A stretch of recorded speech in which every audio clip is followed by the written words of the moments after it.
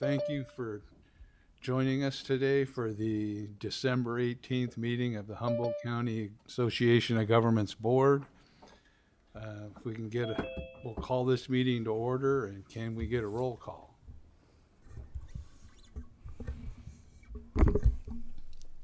Chair Johnson, Here. Supervisor Madrone, Here. Mayor Sawatsky, Here. Mayor Burgell, Councilmember Atkins Salazar, Here. Councilmember Jorgensen, Here. Mayor Pro Tem Kenny, Here. Councilmember Orr, Pack Member Arroyo, Here. Pack Member Allstrand. Here. We have a quorum. Okay, thank you. Our first thing is to adjourn as the HCOG Board and reconvene as the Policy Advisory Committee. And we have a couple of presentations. The first one being the Humboldt Transit Authority hydrogen bus. Great. This is a video that Humboldt Transit Authority produced in conjunction with some of our partners on this project. And thanks so much to Amy for figuring out the logistics of this. And we're, let's see, can you remind me how many minutes long it is? 6 minutes. So, sit back and enjoy.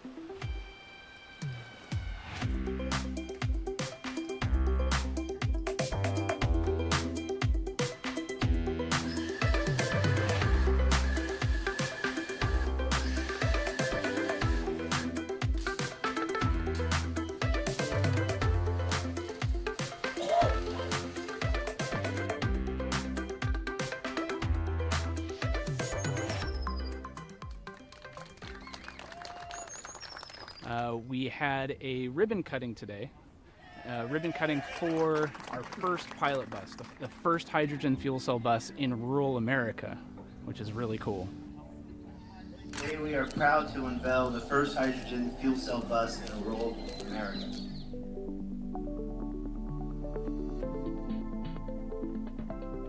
One of our Redwood Transit System buses, the buses that run between Trinidad and Scotia, one of those buses uses about 10,000 gallons of diesel per year.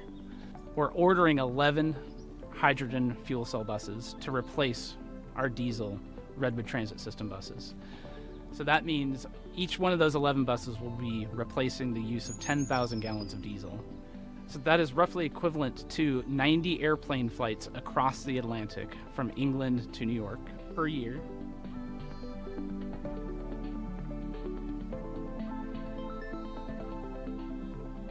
What hydrogen fuel cell buses bring to the table is range.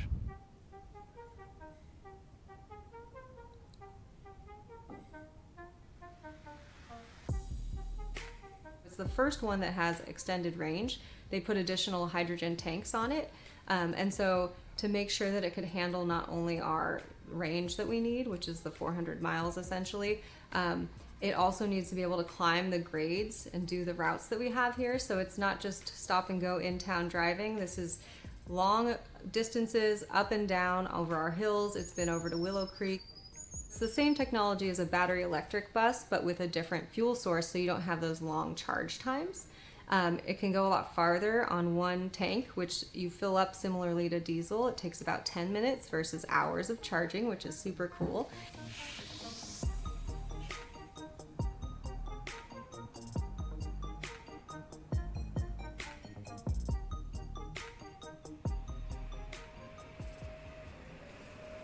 Hydrogen technology uses what are called fuel cells that take hydrogen and they take oxygen and they put them together to make water. When that happens, energy is released, and fuel cells allow that energy to be captured as electricity to power an electric motor. None of this technology is the first generation by the time it's coming here to Humboldt. This is all tried and true. It's been around for over 25 years in transit in California. But In a rural setting, it's much harder to do, and we're going to have a fully operational independent site here, which means a lot more planning and a lot more time to do something like that and bring something completely new to our area.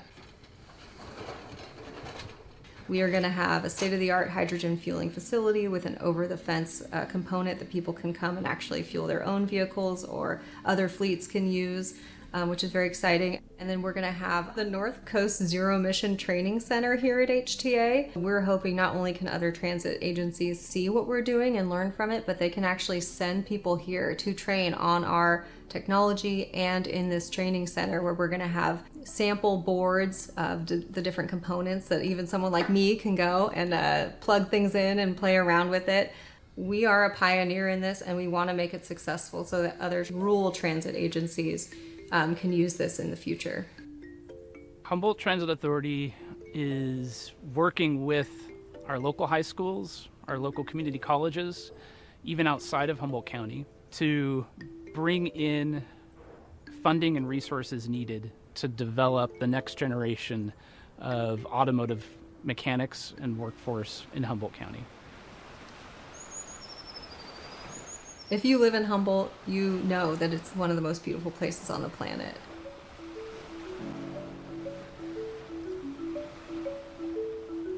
We all appreciate everything that we get to see outdoors, be it the beaches, the redwoods. The community here really values the natural beauty that we have all around us. Bringing this technology here and reducing the carbon footprint that we're putting into the air with all of our transportation really makes a difference for not only the people living here now, but the people who will be living here in the future, and we can preserve this beauty for future generations. If you're choosing transit, it's safer. Now it's zero emission and it's more reliable sometimes than a personal vehicle. And you don't have to make the commitment to be riding transit all the time, but if you can ride just here and there, it makes a difference.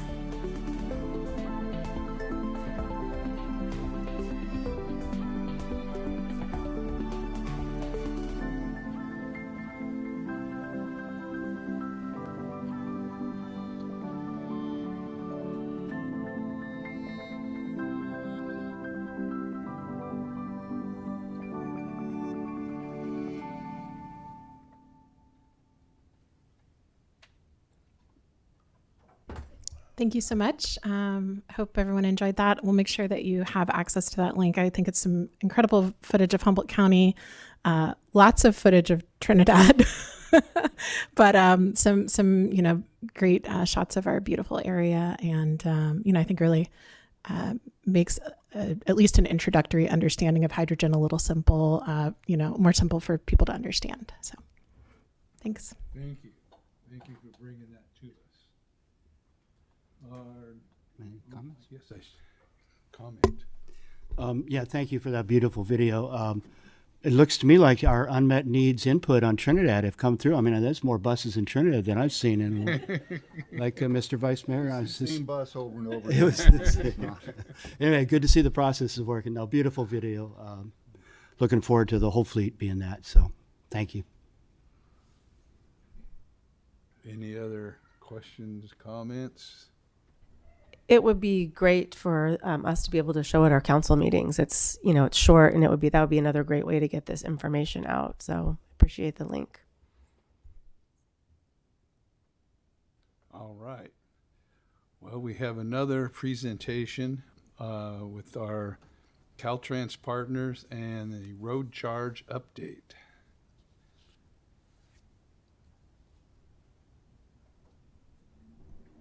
It seems like we may have some public comment on that last video. Oh. Can we get anyone public comment?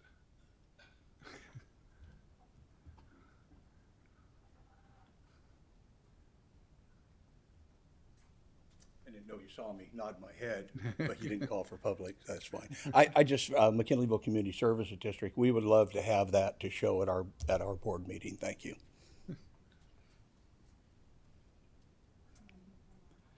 And looks like we have a hand up online also. Good evening, HCOG. Can you hear me okay? Yes. Pretty good. Hey, Dennis, this is Julie. Good to see you there. I'm glad we had an opportunity to give public comment on this presentation. I spoke at your last meeting and I did bring up some of my thoughts and concerns regarding hydrogen buses. And I feel like they still are legitimate concerns. I'm going to go into like some quick detail on them because the hydrogen fuel cells effectively, they cost 1.2 million to 1.6 million per bus. They predominantly come from China, unless we're going to get ones built here in Michigan in the US, which are more expensive. Just in general, getting one hydrogen bus is 1.2 million per bus. And I just feel like there's other alternatives to getting these buses. Like we really, in our rural area, we should be looking into our diesel electric hybrids. I don't know why that's not an option that we haven't discussed, but the way that we are just relying on funding to provide transit because the county's broke, I think we should go in the most economical and most feasible way as far as the long term. So those are just my thoughts. There are other options, and I do think they warrant being explored. Thank you. Thank you. And I think that's it. So as I started to say, we have a presentation from Caltrans on the road charge update. And I have Francis online. Francis, you can go ahead and turn on your video and share your screen with us. Sure. Hi, everyone. I'm Francis Diaz-Sanchez. I'm with the California Transportation Commission, and I am the Needs Assessment and Road Charge Program Manager here at the Commission. I work very closely with Lauren Prohoda from Caltrans, who actually has overseen the road charge pilots. So I will get started to share my screen now.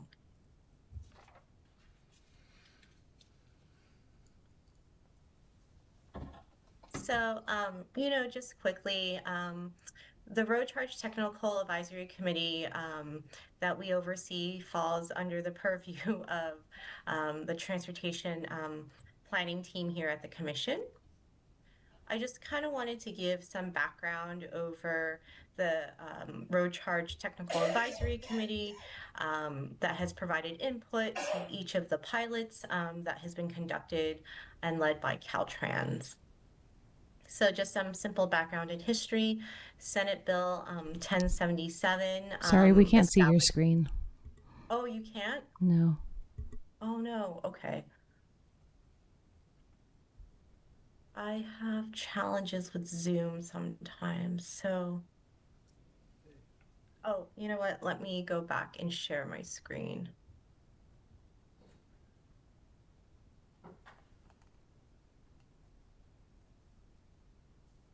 Sorry. I apologize. It's okay. If it doesn't work, I do have a copy. Okay. I think I have it now. Yep, there we go. Is that showing up now? Yes.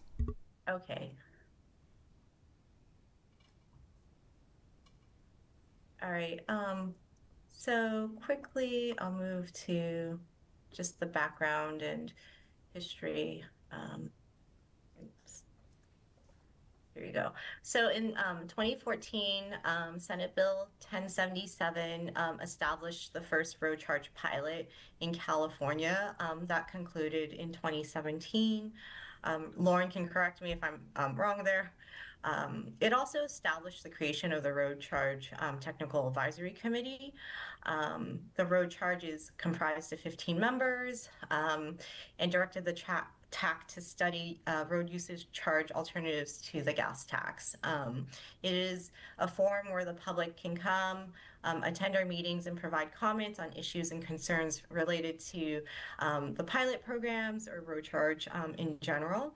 And the TAC provides recommendations on the design of pilot programs to test the alternative road usage charge approaches and provides those recommendations to the Secretary of the California State Transportation Agency, also known as CalSTA. the TAC has developed recommendations on the criteria to be used to evaluate the program, which we have provided to Caltrans in the past, to take into consideration. At a very high level, road charge is paying based on the miles driven rather than on gallons of fuel. This is the reason that this bill wanted to study road charges because we're already seeing, back in 2014 that fuel taxes were anticipated to decline.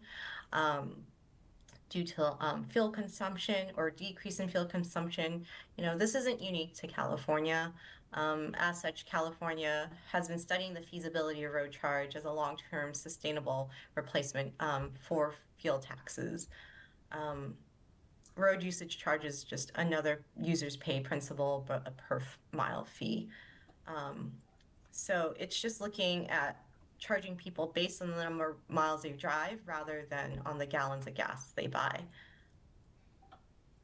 This is more important now, and this will tie to the next few slides I have, because vehicles have become more fuel efficient through improved fuel economy, the development and adoption of hybrid vehicles, and the adoption of zero emission vehicles. Just really quick background again, the TAC functions like a subcommittee to the California Transportation Commission, provides subject matter expertise and makes recommendations to the commission. The most current work or pilot that Lauren will talk about probably is the Senate Bill 339 revenue collection pilot. This pilot concluded back in January 31st of this year. And this is the fourth pilot that has been conducted. So with that, I'm going to kind of pivot to some of the work that broadly touches on road charge, which is the Senate Bill 1121 report that we prepared and submitted this year, and how it ties to sustainable funding. So Senate Bill 1121 directed that the commission prepare a 10-year state wide needs assessment on our state and local transportation system. As I noted, we finalized this report back in May of our commission meeting and submitted it to the legislature there afterwards. And the intent of the report is to assess the cost to operate, maintain, and grow the statewide transportation system. Look at the costs to address climate resiliency and compare those costs against available transportation revenues 10 years out. And this is just a high-level summary of what the report kind of pointed out. On the left, you'll see that over that 10-year, 57 billion of needs were identified across all these facility categories in California. On the right side, we have a total of $572 billion in anticipated revenue. This was adjusted down to $541 billion to include an estimated $31 billion impact from declining fuel consumption. That decline is attributed to improved vehicle technology. So again, increased fuel economy, hybrid vehicles, and zero emission vehicle adoption. So just kind of more of a high level, digestible table here. Our 10-year shortfall is just over $250 billion. In other words, our needs are expected to outpace our revenue sources to the tune of over $20 billion per year based on our current funding system. Since the passage of Senate Bill 1 back in 2017, we have been working hard to invest in critical transportation infrastructure. Working together with our state and local partners, we've collectively achieved some tremendous success in delivering projects. So just kind of really highlighting here, but we do want to note that Senate Bill 1 was clear that it was not intended to meet all of California's state and local transportation needs. As illustrated on the slide, the assessment is projecting decline in fuel tax revenues that fund transportation improvements throughout the state. The assessment also indicates that relying on fuel taxes to fund transportation infrastructure isn't really sustainable. This phenomenon, again, is not unique to California, and it is of national concern, which Caltrans can elaborate further in their presentation potentially. Um, to meet state and federal goals, particularly in the areas of safety, equity, and climate action, economic prosperity, the transportation funding system, both federally and within California, must be fair, accountable, and sustainable into the future. As part of the assessment, we worked with a group of stakeholders through a public process to identify some initial recommendations on how to achieve this.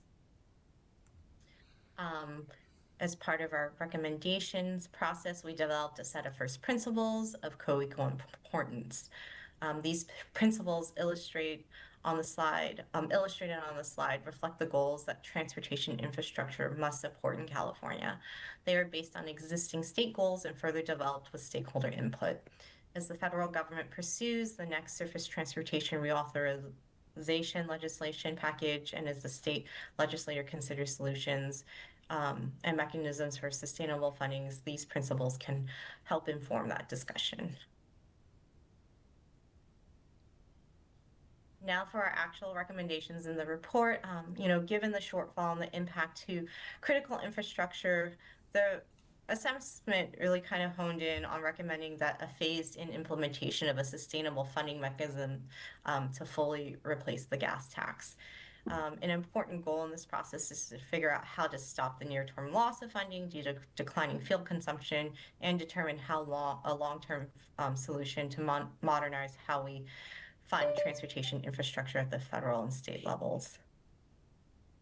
So we know that there is a problem.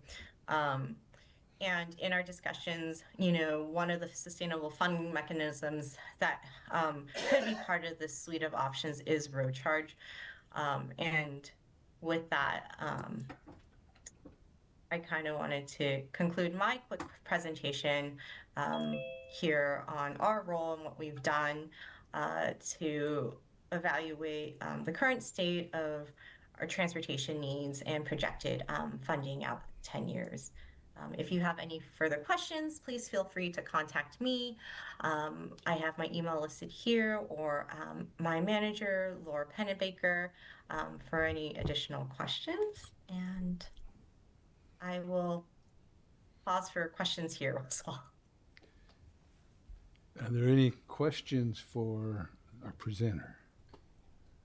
I just wanted to make sure I understood. Did you say the goal is to 100% replace the gas tax with the usage charge? So in the report, we have evaluated some of the options, and really what we put forth to the legislature is that we need to do something soon. And the best approach would be a phased-in implementation of some long-term sustainable funding mechanism. One of them that was brought up and discussed with stakeholders was road charge. Ultimately, it is up to the legislature to decide how they would like to replace the gas tax in the future. But we just kind of, within the report, presented some of the options out there. Vehicle registration fees were discussed as well. So it's just really highlighting that something needs to be done sooner. We have been studying road charge, and there are these other options, and we can kind of engage with the legislature some more whenever that time comes. Thank you. Apologies. How would the road charge work? Did you describe that already, if I missed it?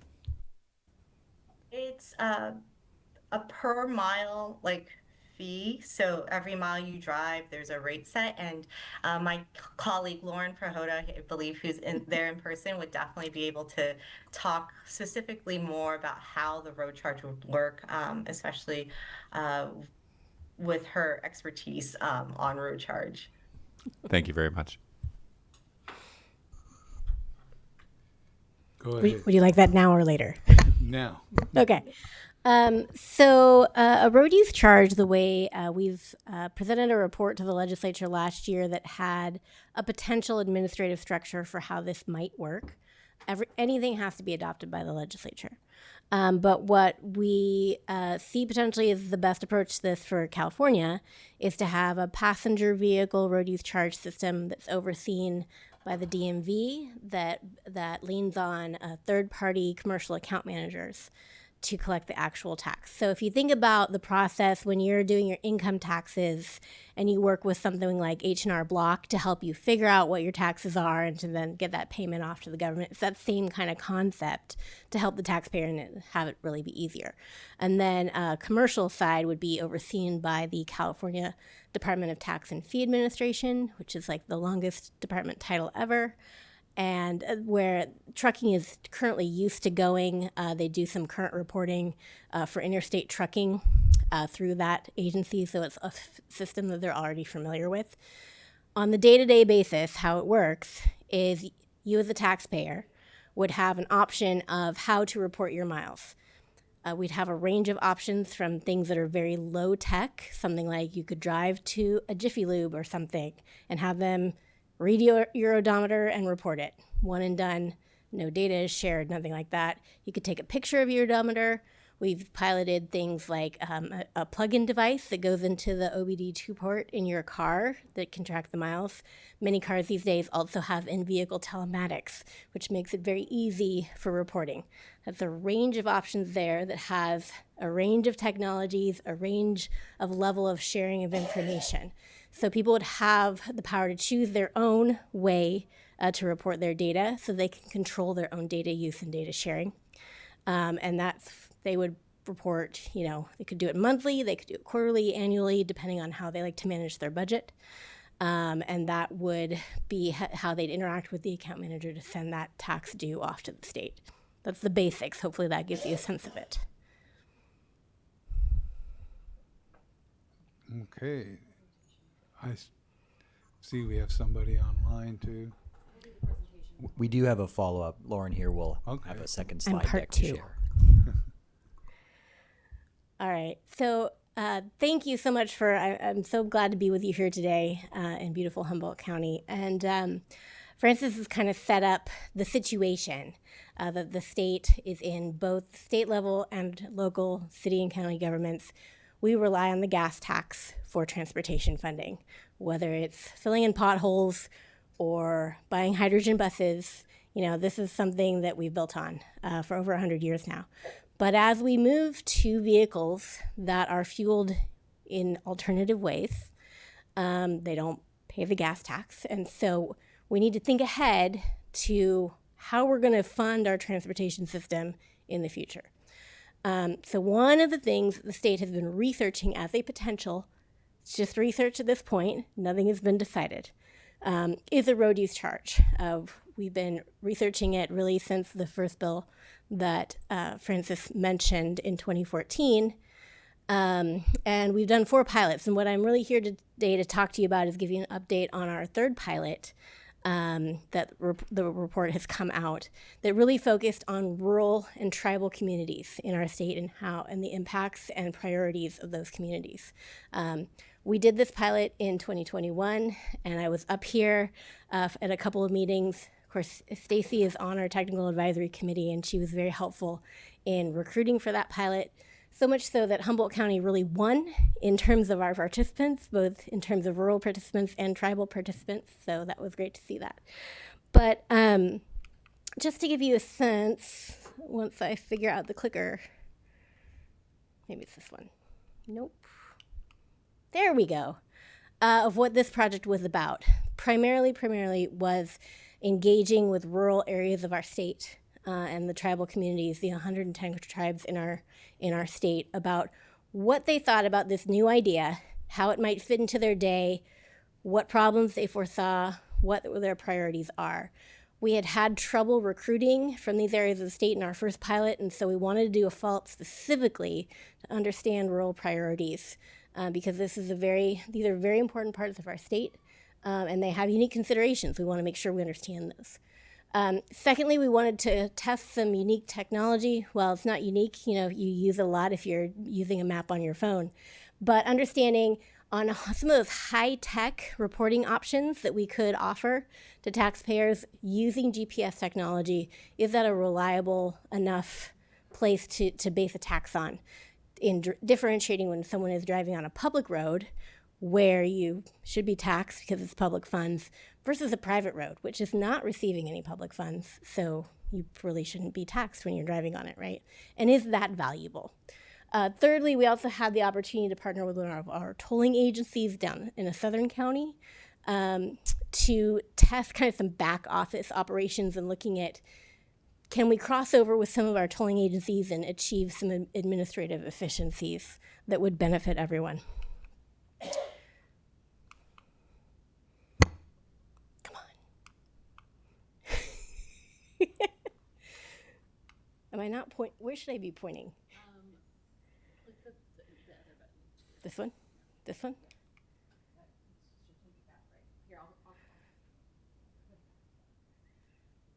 Okay, I'm just not seeing it up there, I guess.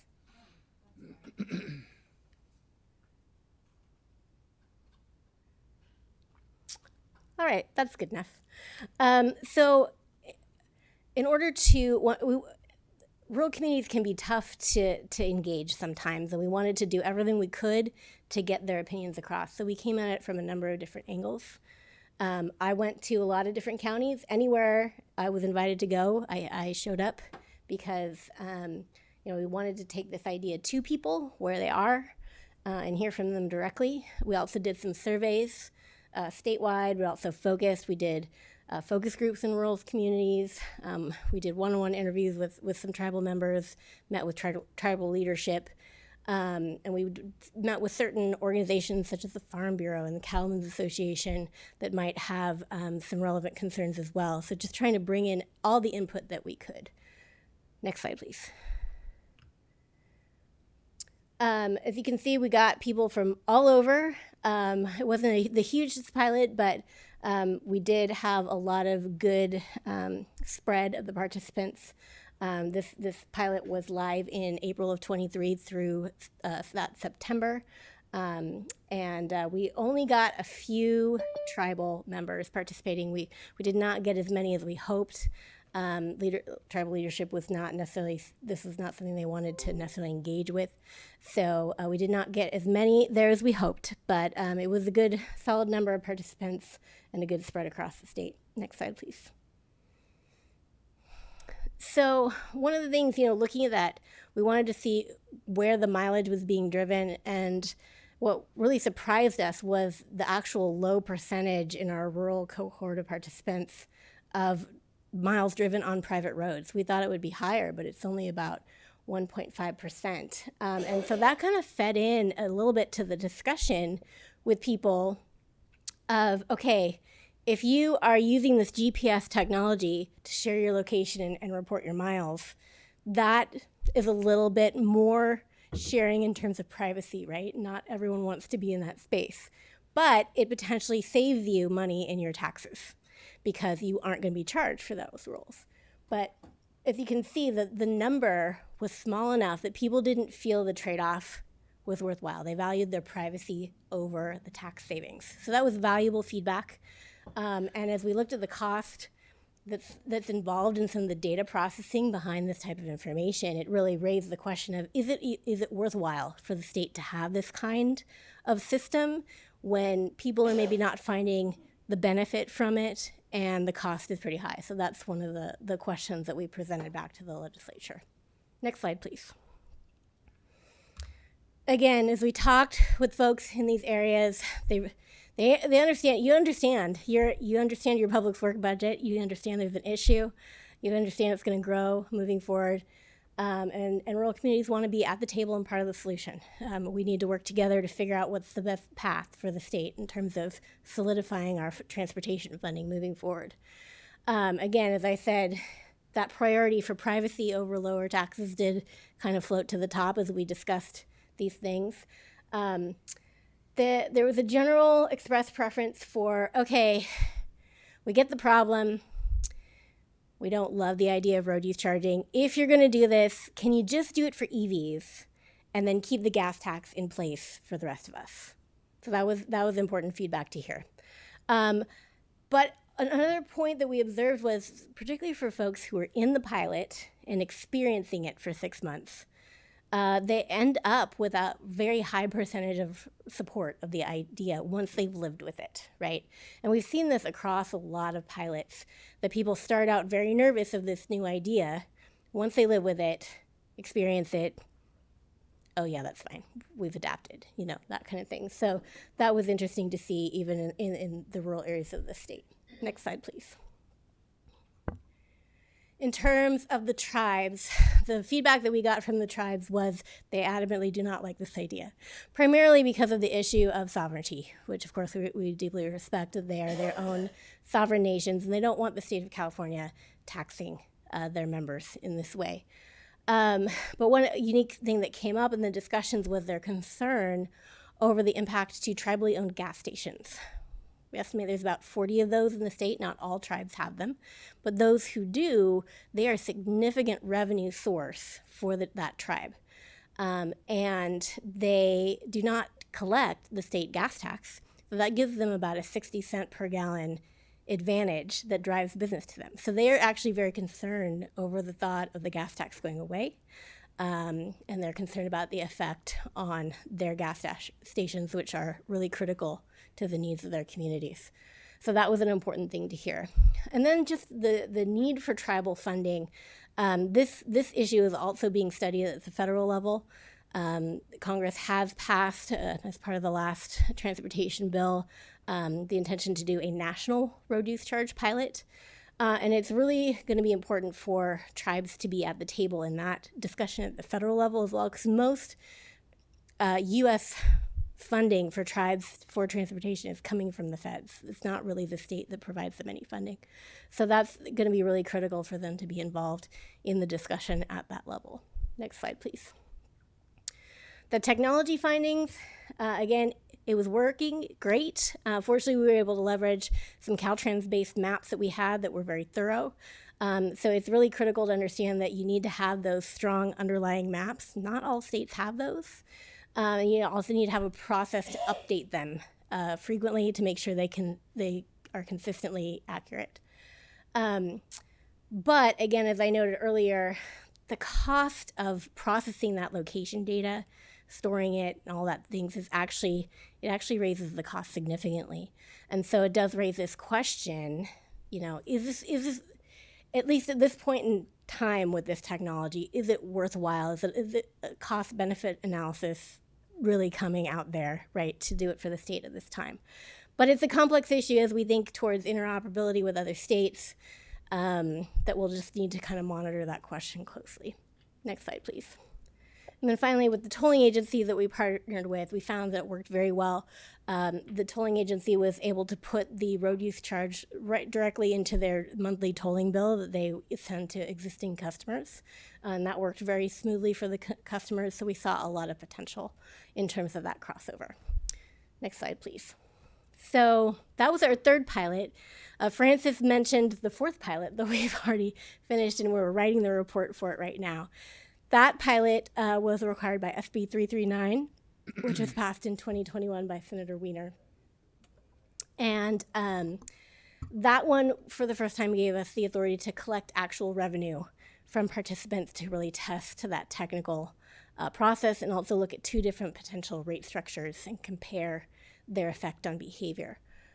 So that's going to be out. We'll be presenting it, Stacy, for your knowledge, to the TAC for review in July, the July meeting. And then it's due to the legislature at the end of the year. And so hopefully that will be a very useful tool for the legislature as they potentially consider some of these issues. Also, the Assembly Transportation Committee has been having a series of meetings this year, both town halls around the state talking about the funding issue and gaining public input, and also some informational hearings in the legislature itself talking about the issues and what potential alternatives are. Road charge is not the only option. It's the one the state has studied the most because it was the most new idea and we needed to understand it and the effect on all areas of our state because we are large and complex. But I think, you know, with the fourth pilot, this is our last planned pilot. So we'll see where the legislature wants to go with this funding discussion. It's not something that I can predict, but this is kind of where we are with our research. We'll be rolling that out next year, and then we'll see what happens from there. So that's kind of where we are as a state doing our research on this idea. We're looking forward to a lot more public comment and interaction. All of our reports, if you want to go to the next slide, are on our website at caroadcharge.com.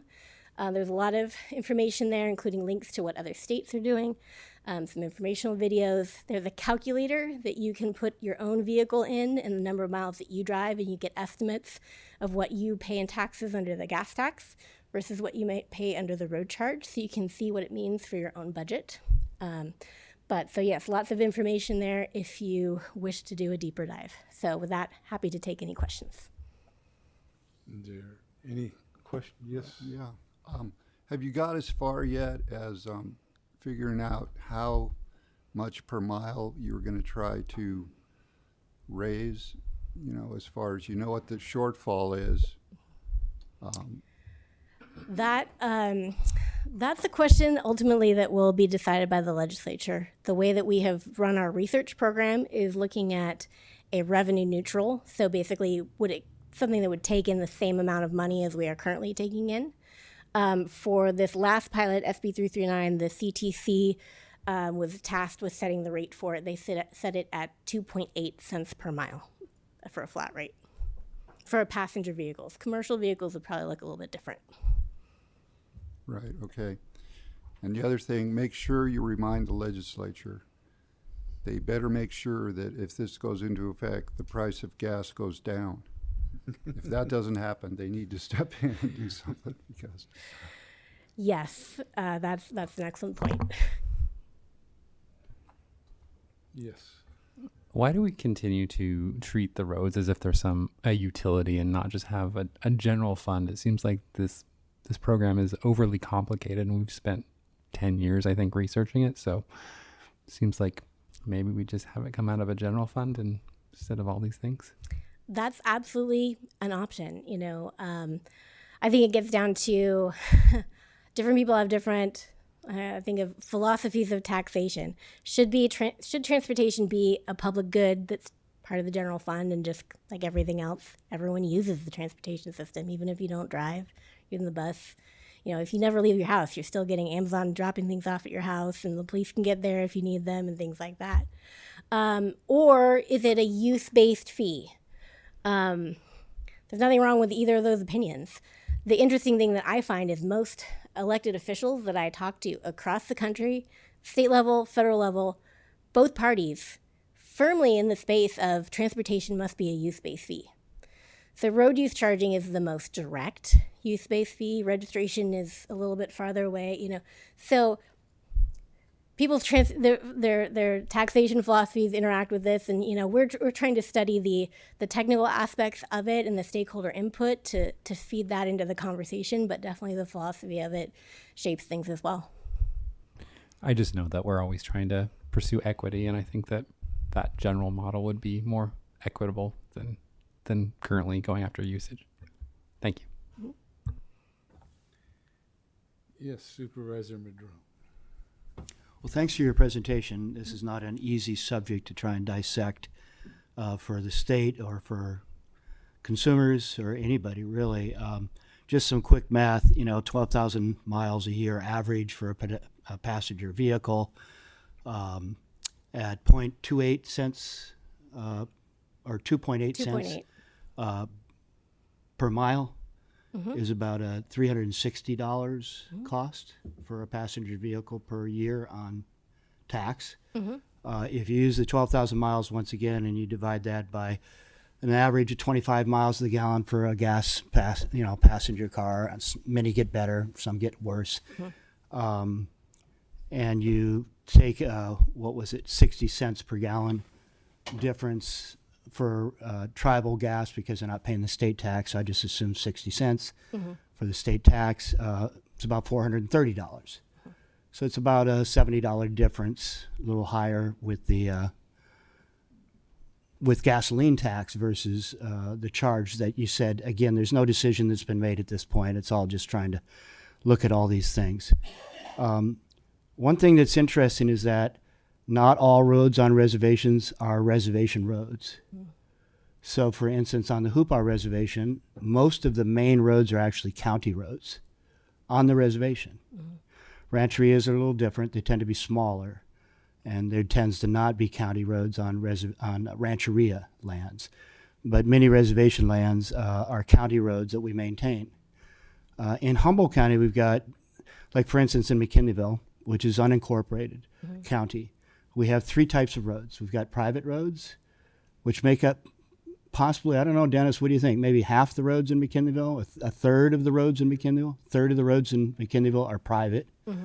And many people don't know the difference between a private and a public, although most private roads are gravel. But not all private roads are gravel. There's also a category of county roads that are unmaintained by the county. And then there's county roads that are maintained. So back in the 60s and 70s, Public Works Department dropped a lot of roads out of being maintained, even though we still have easements on them, in order to save some money, basically, and not have to maintain them. So it's actually the private residents that maintain those county roads that are unmaintained. Gwynn Road is an example of that in McKinleyville. So there's these complexities around who's responsible for the roads and all that, and I wasn't sure if you got down to that granular level or not in terms of looking at, road systems in rural communities, but there's a lot more to it than just private and county. So those are just some of the things that might need to go into this. I mean, I recognize that we're going to have to raise money somehow or another. I don't think we're converting to EVs as fast as some people had predicted or would like to see. What is the percentage right now? Maybe 10, 15% EVs at this point? So let's see, there's about 1.9 million registered EVs right now in the state out of about 32 million total. So 2 out of passenger. 32. Yeah. So, I about mean, it's 16, still yeah. reasonably, because we just have a lot of cars in California. Yeah. And it's going to take us a while to convert that entire. I mean, a lot of people aren't going to convert to EV till their car turns 20 or 25, right? Just because they've invested. So it might be a while. I mean, so I kind of like the idea of like, let's figure out a tax on EVs for now. Yeah. So they pay their fair share. Yeah. And as we move closer and closer to that shift over, then we can modify, have a system set up to modify as we go. Right. And that's one potential option, definitely. I would note that it's important to keep in mind that EVs are not the only issue here. The fleet itself, gas-powered vehicles, are also more fuel efficient, so they are buying less gas. But there is a lot of flux right now in various EV policies, where the market is and what car companies are doing. So it's hard to predict right now, definitely. But, I think there's been a number of reports, both from the Legislative Analyst's Office, definitely the 1121 report that the CTC did, talking about it's not maybe here yet, but wisdom would say we need to start working on a solution here before it's bad, because obviously our transportation system is critical to everything that we do in our day-to-day life. So Absolutely. We want to make sure that it remains strong. Again, all modes are funded by, well, with the exception of high-speed rail, everything in the transportation system is primarily funded by the gas tax. So. Yeah. So one of the other ancillary impacts is car insurance. So the insurance companies would love to know your mileage. They ask you to report it, but it's not required by law. And the higher mileage, the higher your insurance costs.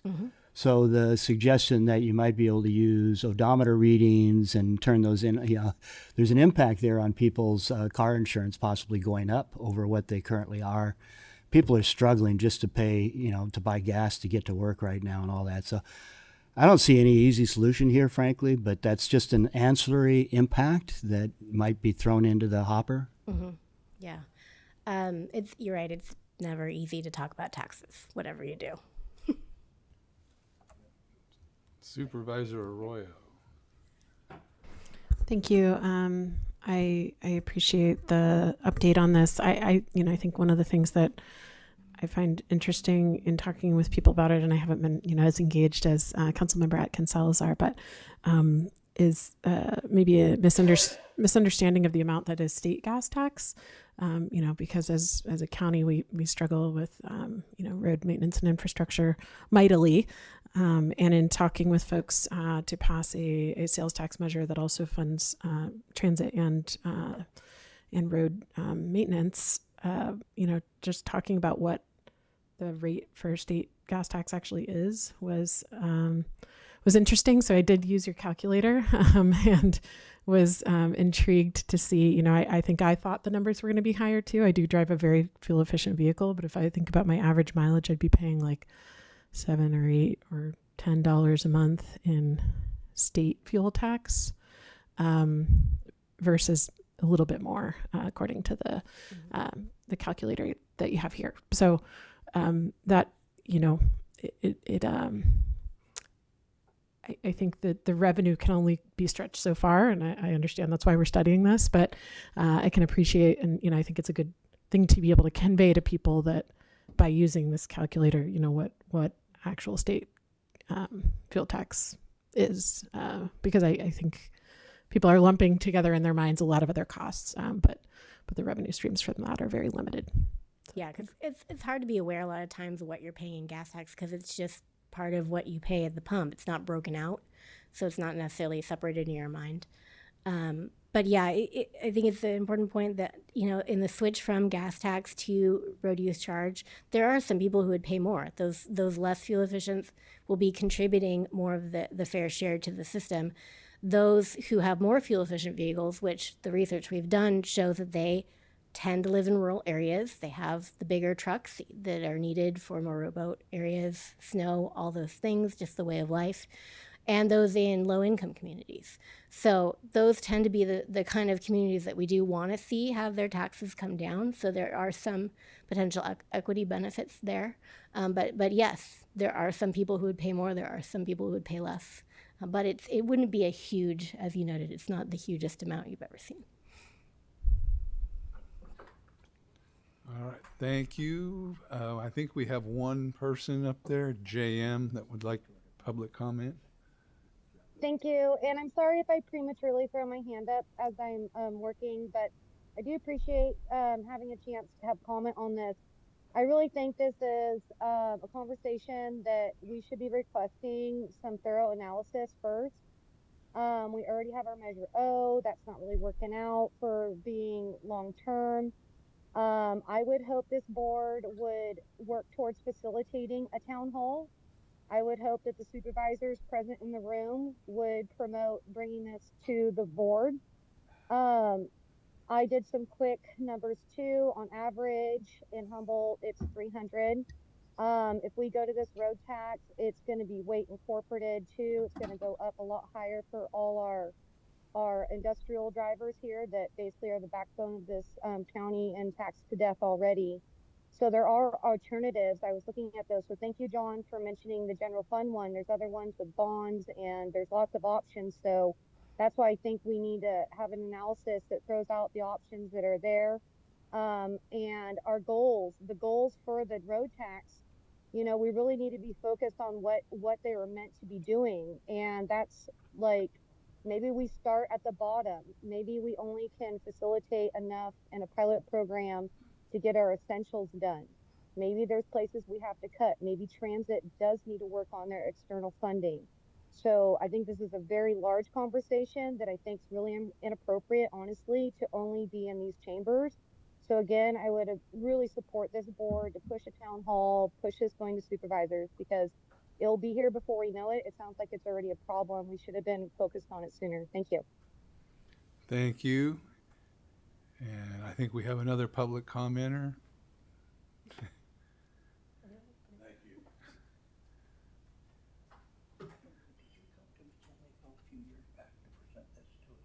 I don't think I may have done it remotely, but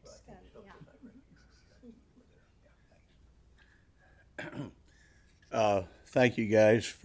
First of all, a small bit of kindness goes a long way. I have horrible lungs. I'm not sick.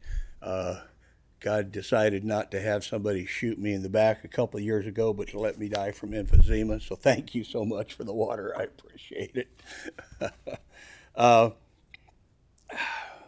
So I came tonight to talk to you all about the arena numbers, but I have been working on this issue for a long time. I belong to two statewide groups advocating for the general public on this issue for quite a long time. And what's your name? Lauren. Lauren came to our board a long time ago on Zoom to get us to kind of buy in on the original, you know, do you want to try this out or nothing, or not. And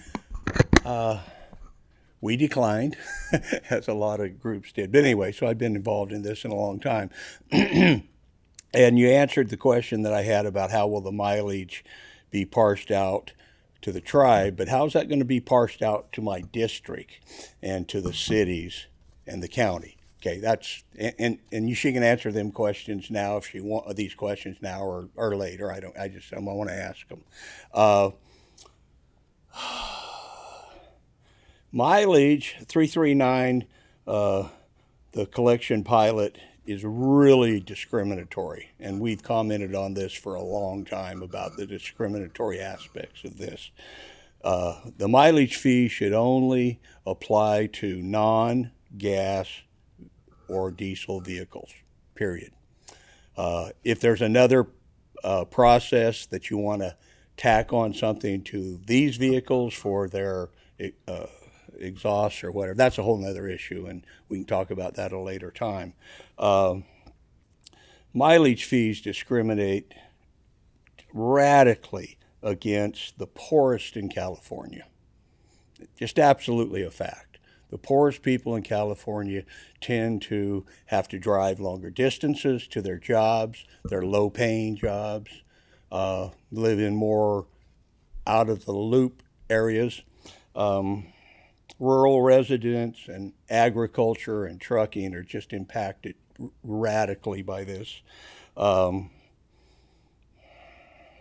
And quite frankly, many of us feel that these types of fee structures that have come up, looks like up from the grassroots, but it hasn't. It's been out of the septic tank of the state capitol building. They're pretty much trying to pay off the astronomical boondoggle of the bullet train. I mean, don't talk to me about paying more for, anyway, that's, so those are the questions and comments, and I'd also just like to say, and if Julie, if you're still here, thank you for all that you do for all of us. Natural gas and hybrid vehicles. And thank you, Julie, for bringing that up. So thank you all. All right, I hope I'll hit on all your questions. First off, I do note that High Speed Rail does not receive any gas tax money that's funded by separate things. But in terms of how the money is spent, so what we're looking at here is how to stabilize our existing funding. That existing funding is already being spent. It's laid out in very complex detail in state statute about certain percentages that go to the state highway system, certain percentages that go to the county and local transit. If you wanted to get into the complexities of how all the money goes, we actually have a chart at Caltrans that takes up half a wall showing all the money flow. It's very complex. That's all laid out in statute. Certainly that could change. That's always in the purview of the state legislature. Our research program has focused kind of on the collection side of how do we change that mechanism that's bringing the revenue in, not necessarily on how it's spent. But of course, that's always part of the discussion of politics. So it could change, but it's definitely laid out currently in how it gets to counties. And that's what we want to make sure that we're stabilizing is your existing public works funds, transit funds, things like that. Because we don't want to see it already going down more because you have great needs. So, did I get all your questions? Not exactly, but we'll talk later. Okay, happy to do that. Hi, I couldn't help myself. Matt Simmons from the Environmental Protection Information Center. It's odd to give a public comment that's sort of for Caltrans to you guys, but I was wondering if there was any consideration of the weight of the vehicle as a factor in the road charge. Heavier vehicles cause more damage to roads, and currently miles per gallon and fuel efficiency sort of naturally charges a slightly higher tax to heavier vehicles. But if we move to a pure just vehicle miles traveled based tax, that would flip back the other way. And actually in the short term, this would probably disadvantage electric vehicles slightly, right? Like an electric Ford F-150 is heavier than a gas powered Ford F-150. But in terms of, tracking road damage to vehicle, I feel like it would make sense. And then the only other thing I wanted to say is that I think the poorest Californians can't afford a car. I just wanted to say that. Thank you. Happy to speak to the weight issue. So yes, we've thought about weight, and we also think deeply about impacts to pavement at Caltrans. So when you think about the impact, the relationship of vehicle weight to pavement and bridge, the relationship is not linear. It's actually exponential. So what that means is, at the smaller vehicle weights, there's not that much difference in how they affect the road. Anything under 10,000 pounds is not something that we definitely consider in our pavement analyses at Caltrans. And pretty much all passenger vehicles, even ones with EVs, are under 10,000 pounds. It's when you get into the commercial vehicle side with up to 80,000 pounds that you really see those impacts. And so that's why I mentioned, the rate structure for the commercial vehicle side would probably need to look different. Commercial vehicles do already pay weight fees in addition to the gas tax because of those effects. So there is that already in our funding system. But we have worked extensively with the California Trucking Association, talking through what their needs are in a funding structure. This is one of the reasons why we propose having their road use charge program overseen by the Tax and Fee Administration, because that was their preference. It's like, we already do this, we can roll it into some of the reporting we already do. We also talked through rate structures. The Eastern Transportation Coalition, which is a coalition of the states on the East Coast along the I-95 corridor, they've done a number of trucking-focused road use charge pilots with input from the industry. And they've piloted a 4-category rate structure of, I think it's 10 to 26,000 pounds, 26 to 40, 40 to 56, and then 56 up to 80, as kind of capturing that fuel replacement that you mentioned, because it takes more fuel to get 80,000 pounds moving. It's basic physics, right? So that there is that greater fuel use. So that has been looked at. We have thought a lot about weight. It is one of the considerations, and you could do more with it. The thing about road charge is it opens up a lot of possibilities in terms of rate structure. And I think some of that will be discussed in our SB 339 report, as the legislature requested us to do. So keep your ears open for that. But yes, we have looked at that kind of factor in this. Okay, thank you. And I don't see any online comment. Is there any other? Supervisor Madrone. Well, I really appreciate the outreach you've been doing with your surveys, your pilot programs. Good to see Humboldt had 17. I mean, it's not astronomical, but it's better than anywhere else, right? It was 15 down in, Inyo, I think, had 15, way over on the eastern side of the Sierras, which is interesting. I told you, Humboldt County won. Highly rural as well. Who's going to make the decision on this? Is it going to be the Transportation Commission, the governor, the legislature? Will it be the voters? Will it go to the voters? How's that going to work? So it's definitely a statutory issue, right? Any change in our taxes needs to go through the legislature. Any bill would need to be signed by the governor. Since this is a tax issue, it would require a 2/3 vote of the state legislature. Mm-hmm. My guess is that some changes to Article 19 of the state constitution may be needed as well. That would definitely have to go to a public vote.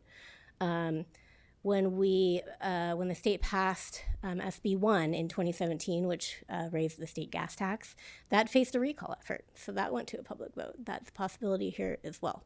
So I can't entirely predict the future, but it is the decision makers are elected officials at the state level. But you are also elected officials, and I think it's appropriate for you guys to consider where your priorities are and what you want to advocate for your communities and what you think is the best path, and communicate that with your state level officials. This is a complex issue. Taxes are never easy. They're never easy to solve. And we've been just working as our state research program to engage and invite all stakeholders to the table, the public to the table, because we all have to work together to figure this out. So your guys' voice is important. So any further questions that I can have, I'm always happy to come up to any community and talk about this and answer questions with the public, and just engage and take input. All input is valuable. We do have on our website an email address. You can give us input, newsletters to keep updated, things like that. We take it all, even the ones full of 4-letter words. So just happy to have all that, because again, this is a research program. We're trying to figure out what might be best for California. But again, no decisions have been made yet. So we want to get everyone's input while this is being explored. Well, I appreciate that. And I guess tonight this is just a receive and file. It's not an action item for us. So we'll need to know when the appropriate timing is for us to weigh in officially as a board and provide input from Humboldt County for the people we represent. So I don't know if you know when that might be right now, but I appreciate your communications with our executive director on timing so that we can properly agendize this, Mr. Chair, as an action item for our input to the process. And I will say, some of your slides you talked about in the feedback you got of people's mistrust, right? And I recognize that, like you already answered, the expense part has to be looked at and would have to be changed if somebody felt it needed to be changed. I think in general, the view at the local rural level is that the money that Caltrans gets for highways is never enough, but it is certainly a hell of a lot better than the funding we get for our county roads out of that process. It's night and day difference. We did pass a local measure, and then maybe we can be a self-help county and get a little bit more of that state tax, but we're woefully underfunded at the county level, not only for roads but transit, because we're so rural in nature. So if we're really going to get everybody on board and support whatever changes come forward, I would submit that, at least me personally, think that we're probably going to have to relook at that, how we divvy up the money if you're going to want to gain that local support.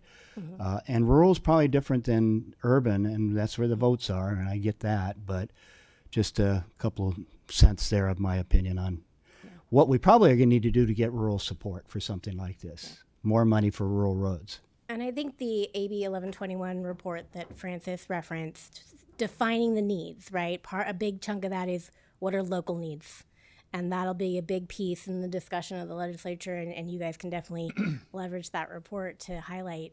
And the more specific that you can define your needs as a city and a county and discuss that with your elected officials, that'll make the issue even more clear. So in terms of, I never try to predict what the legislature is going to do. I will note there is a current bill, AB 1421, by Chair Wilson in the Assembly that may continue moving this year. So that's one particular bill that you might want to follow and see what happens with it. Can I tell you what's going to happen with it? No. But that may be a point of discussion. Again, I cannot predict timing or anything like that. But we are coming towards the end of our research. There's still some implementation technical things that we're definitely working on, but we'll see where it goes. Thank you, Mayor Swatsky. One more final comment. I just want to be clear. I'm super happy to pay the tax bill, whatever it is, but let's not make the process overly complicated. Thanks. Fair enough. Yeah, one more. I just want to thank everybody who participated in the discussion here. It was very informative, and this is going to be something to watch. We should watch with great interest as it goes forward, eventually to the legislative process. And I think I remember correctly that the very first roads that were built in the United States were toll roads. I'm pretty sure early on. There are definitely some early turnpikes on the East Coast, yes. Right, and so it seems like we're coming around back full circle to that idea again, in a sense of if you want to use the road, is you have to pay for it. So very interesting, and thank you. Well, thank you. And following up on Supervisor Madrone's comments, like short and sweet, I've been involved in maintaining local roads for going on 33 years. And the one word that can sum it all up about what local rural communities need is more. One word. Thank you. Thank you all very much. Thank you. All right. We come now to public comment on non-agenda items. Items that are not on today's agenda. If you haven't something you'd like to bring to the board, this is the time. And, JM. Sorry, I should have put my hand up sooner. Thank you. This is public comment. I appreciate getting to this point. I really just want to hit on one thing that I think this board really should focalize on, and that's like our power grid. We are really focusing so far on like housing and transportation, but I'm really concerned about our infrastructure in general as a nation, as a state, especially as we are moving forward with trying to have new renewable energy sources. They're not technically here yet and providing us any energy. And we live in a really unpredictable area when it comes to natural disaster. And I just am always really concerned about our communities and the reality check of long power outages. So I just would really appreciate this board taking that as a priority, because it's something that without it, we can't really facilitate the other goals. So thank you. And whatever we can do to maybe have a presentation in regards to that, I think would be productive. Thank you. And thank you. Any other non-agenda comment? Seeing none, we come now to the consent calendar with the approval of the meeting record from November 20th. Does anybody have any comment or questions regarding that? Is there any public comment on the consent calendar? Nope. All right, I'll entertain a motion. So moved. Second. Okay, we have a motion and a second. All in favor? Aye. Aye. Opposed? None. All right, thank you. Consent calendar is approved. And we come to action items on the 25-26 OWP and a budget amendment. Yes, thank you, Chair Johnson. So I'll be quick here, but by all means, if any board members have questions, happy to go into further detail. So as the board is aware, we adopt our annual OWP, which is effectively our budget, and we amend it typically a few times throughout the year. And this is one of those times. It happens to be amendment number 2 to the 25-26 OWP. The primary reason we're bringing this amendment forward is before the end of the year, we need to be able to add our carryover fiscal year 24-25 funds to this year's budget. We need to get that done and submitted to Caltrans before the end of the year. So that is the primary driver behind this business item here tonight. But there's a few others, and I'll just briefly note those as well. So one item we added to this, to our budget in this amendment number 2, is the budget needed to complete the 2026 pavement management plan update. So regionally, HCOG every 5 years leads the pavement management plan, which is the consulting effort that looks at the pavement conditions in each of our HCOG member agencies and writes the report and looks at the financials for it. That is coming up. So we've added budget in this particular year in order to be able to kick that project off and initiate project work. We're also proposing to augment budgets in a few work elements that are underfunded to complete the necessary work. That includes work element 2, work element 11, which is largely driven by the 2026 RTP update, work element 14, global climate change and sea level rise, due to our coordination and our participation in the RCAP working group and next steps in the RCAP. Work element 15, which is our vibrant neighborhoods work element, which is where we perform ARENA from, of course, the RENA cycle is big and periodic, so that one is underfunded for the amount of work that we've been putting into that. Of course, if we're going to augment some budgets in our overall work program, we're going to need to find places where we can reasonably trim. We're looking to trim a little bit of funding out of Work Element 3, our OWP development, Work Element 7, our research, collaboration, and transportation planning grant development, Work Element 8, public outreach, and Work Element 16, equity and relationship building.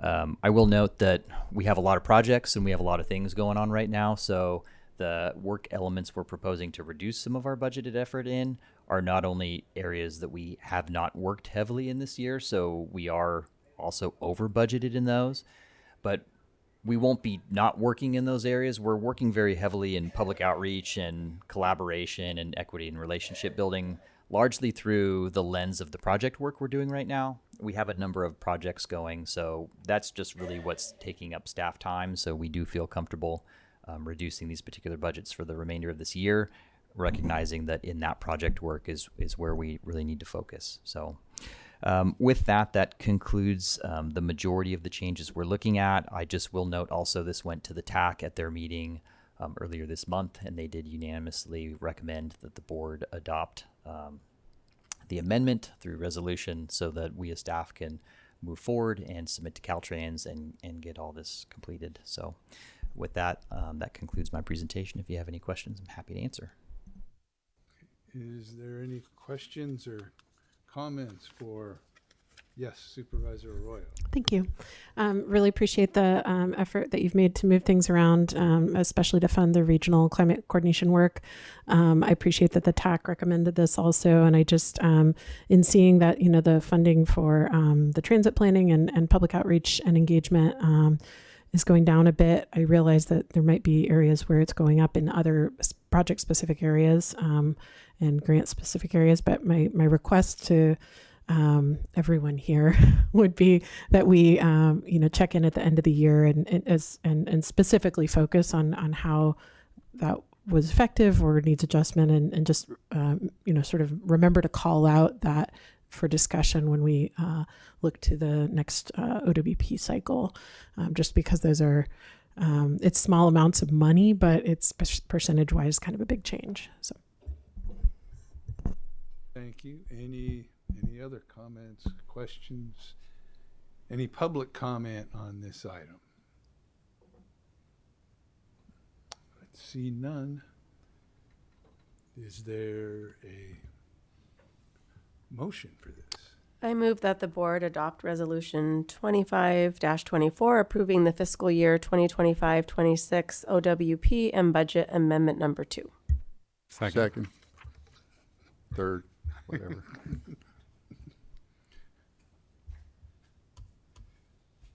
Okay, we have a motion and a second. All in favor? Aye. Aye. Opposed? None. Okay, we have another task for you. And that brings us now down to reconvening as the HCOG board by a motion, and in doing that, we will approve the PAC recommendations. I make a motion that we reconvene as the HCOG board. Second. Okay, we have a motion and a second to reconvene as the HCOG board and approve PAC recommendations. All in favor? Aye. Aye. Opposed? None? Okay. So now we move to board action items and the Regional Housing Needs Allocation RENA methodology adoption. Excellent. All right. So I do have a brief PowerPoint presentation for this. I will note, after kind of a pretty quick introduction, we'll jump right into the updated alternatives, recognizing that we have seen RENA a lot at the board lately, so I won't go into a lot of the background information as we have in previous meetings. If the board or the public have any questions, by all means, happy to go into that, and I do have some supplementary slides. But with that, the purpose of this item here tonight is to consider adoption of a final regional housing needs allocation methodology.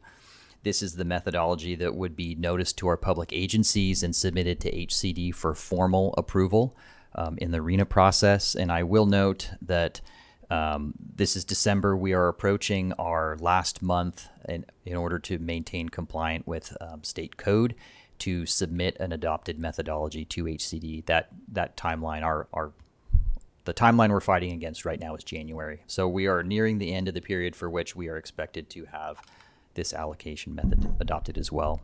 So really brief background, as the board is aware, on July 15th of this year, HCOG received our regional housing needs determination from Housing and Community Development, which had approximately 6,000 units assigned to the region across various income categories.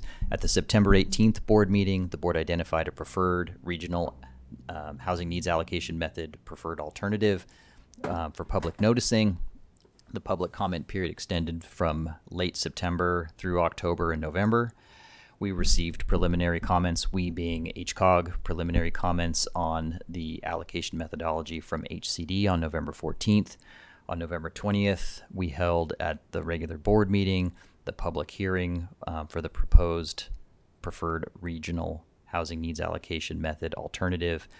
And based on the public comment received by HCD at that time, the board directed staff to work with our regional planners to develop some allocation method alternatives that could directly satisfy RENA statutory objective 5, which of course, as we've discussed, is affirmatively furthering fair housing. So,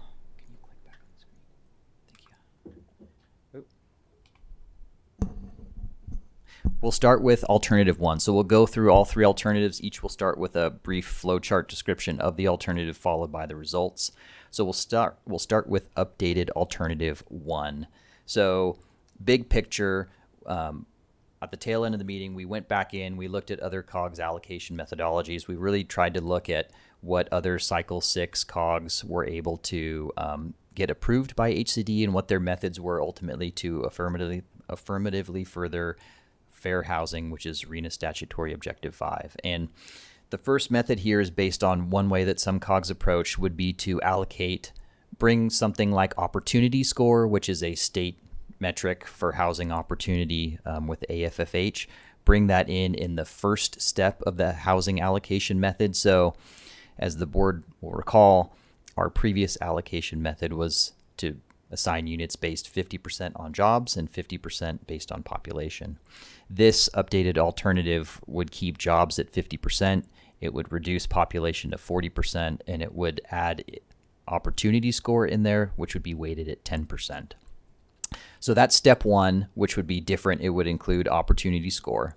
Steps 2 and 3 would remain the same as our previous allocation method. So the total number of units would be applied across all the income categories for each agency based on the regional average plus or minus the difference between a local agency's housing stock from the regional average, which can be generally referred to as income parity or an income parity adjustment, which of course is something we'll talk about in a future alternative here as well.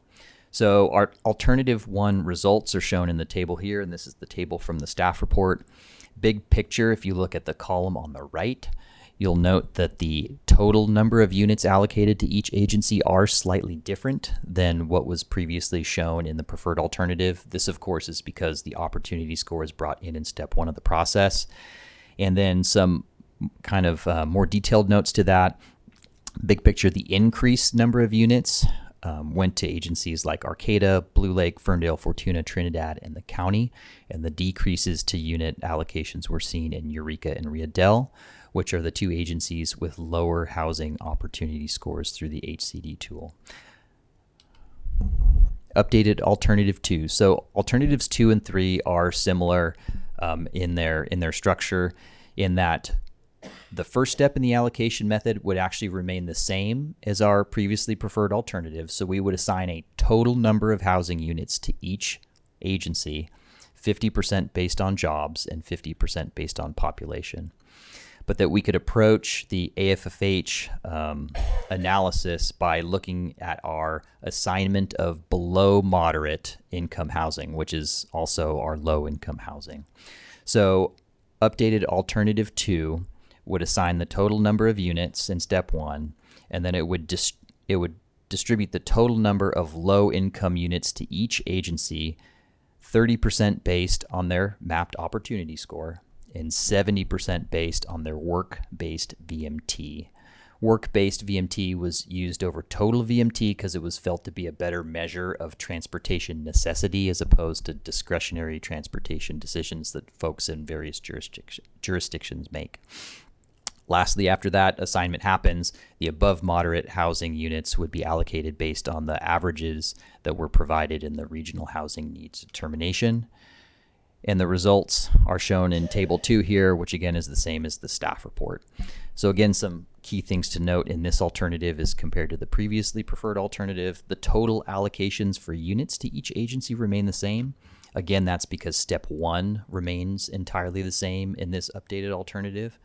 But what changes are the above and below moderate housing units in each agency. So as you'll see, Arcata sees slightly higher increases to the below moderate housing units, as does Blue Lake, Eureka, and Fortuna.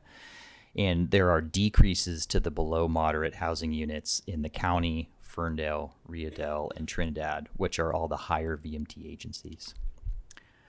Updated alternative 3 is pretty much the same as 2 in its structure. The difference being in step 2, a third variable is brought into the allocation method, and then all variables are weighted equally. So that third variable is what we've called regional income parity, which is effectively the same as what we've been using traditionally as HCOG has assigned units to each agency, which is to look at an agency's existing housing stock in an income category and to make an adjustment that accounts for that when we assign new units in that income category. And so as a kind of simple explanation of the intent of that, if an agency already has a lot of low or high income units, that would be adjusted back a little bit as to not continue to over-concentrate one type of housing unit in any one agency. So it brings that into the calculus of how those housing units are assigned. So in this alternative, there we go. Table 3 here shows the results. Again, the column on the right shows that all of the total unit allocations to each agency remain the same as the method we've been looking to for some months now, but the number of below moderate units in each agency changes slightly compared to alternative 2. So you'll see, again, below moderate unit increases to Arcata, Blue Lake, and Fortuna, with decreases to the county, Eureka, Ferndale, Riedel, and Trinidad. So the big difference between alternatives 2 and 3 is that Eureka goes from a low income gaining agency in alternative 2 as compared to our original method to one that loses a few units because of the opportunity score and the income parity adjustment. So with that, I will note big picture, I do have a summary slide that has all these. It's quite big and there's a lot of numbers, so I'll spare everybody from just bringing it up in the presentation, but I can if anybody wants to look at it. These alternatives are relatively similar. None of the numbers are really markedly different. It's more about, presenting what directly measures the RENA statutory objectives is really what we're looking at here. That was psychedelic. Okay. Yeah. Can you? Is there any? Hold on. That was it got me mid presentation there. It should be coming back up any moment. Thank you, Amy. So on to the regional recommendation, and I will note this. So before we reviewed this with the regional team, staff at HCOG, we developed alternatives 1 and 2 and reviewed those with HCD staff prior. As noted in the staff report, they were pleased to see that we were taking steps, again, to directly address RENA Objective 5.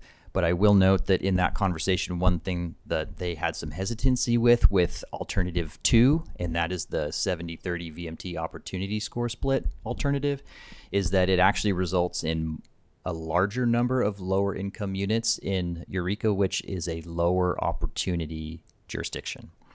And so they took some initial exception, in kind of the conversation back and forth to including this metric that was supposed to further address fair housing, and it ultimately changed it in a different direction. So with that, before going to the regional working group, staff developed Alternative 3, which is the balanced alternative approach that includes income parity. All three of those alternatives were presented to the regional working group, and overall, big picture, the group and staff agree that Alternatives 2 and 3 overall are better alternatives than Alternative 1. We feel that they're more robust and direct in how they treat the fair housing goal, but also in how they really just check the boxes for all of the RHNA statutory objectives. I will also note that Alternatives 2 and 3, that method is a little bit more tried and true in more of the COGS's Cycle 6 allocation methods, where it's the below moderate housing units that are placed using those opportunity scores as opposed to the total number of units being placed. So Alternatives 2 and 3 are certainly the preferred ones with the working group and with HCOG staff. And ultimately, the working group elected to recommend Alternative 3 as it balances all of the major regional objectives, including income parity, which is the kind of diversification, if you will, objective that HCOG has traditionally used, again, to help make sure that housing stock is balanced as it can be, or that it is at least brought into the calculus to balance housing stock across the agency. And the group feels it just slightly more directly and robustly addresses RHNA Objective 5, which of course is what we've been keyed off as to what HCD is going to be interested in our allocation method. We have received some public comments prior to the board meeting.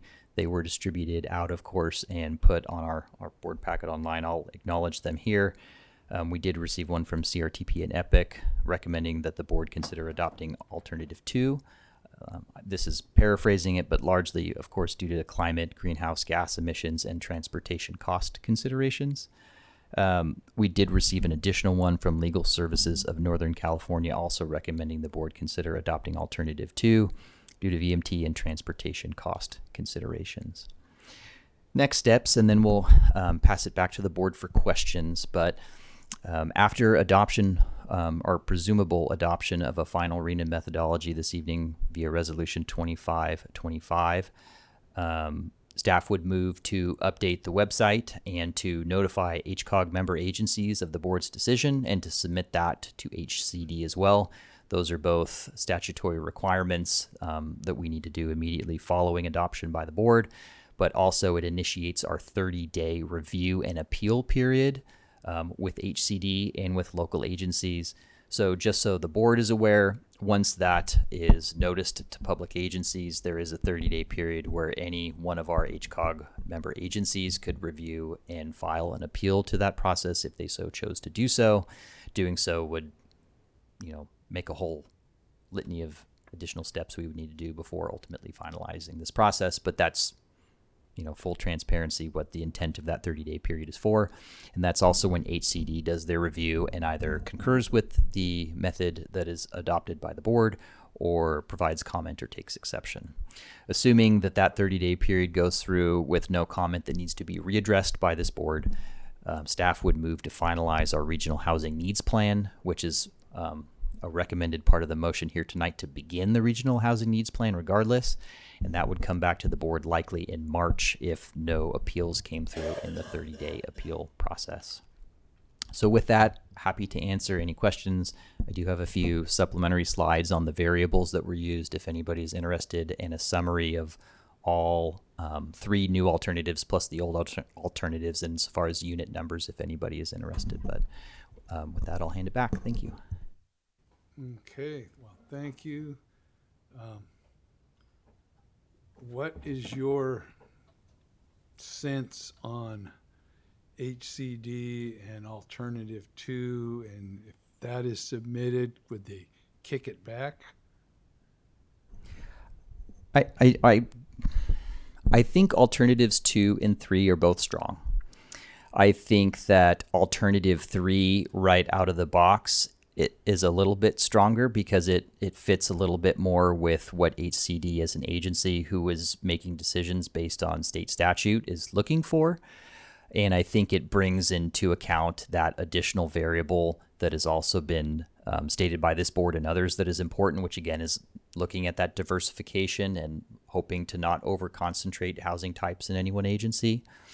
The HCD staff did note, of course, that particular comment about how heavy VMT was weighting and kind of in some ways, I think they viewed it as drowning out the effect or the impact of the AFFH adjustment as it was included.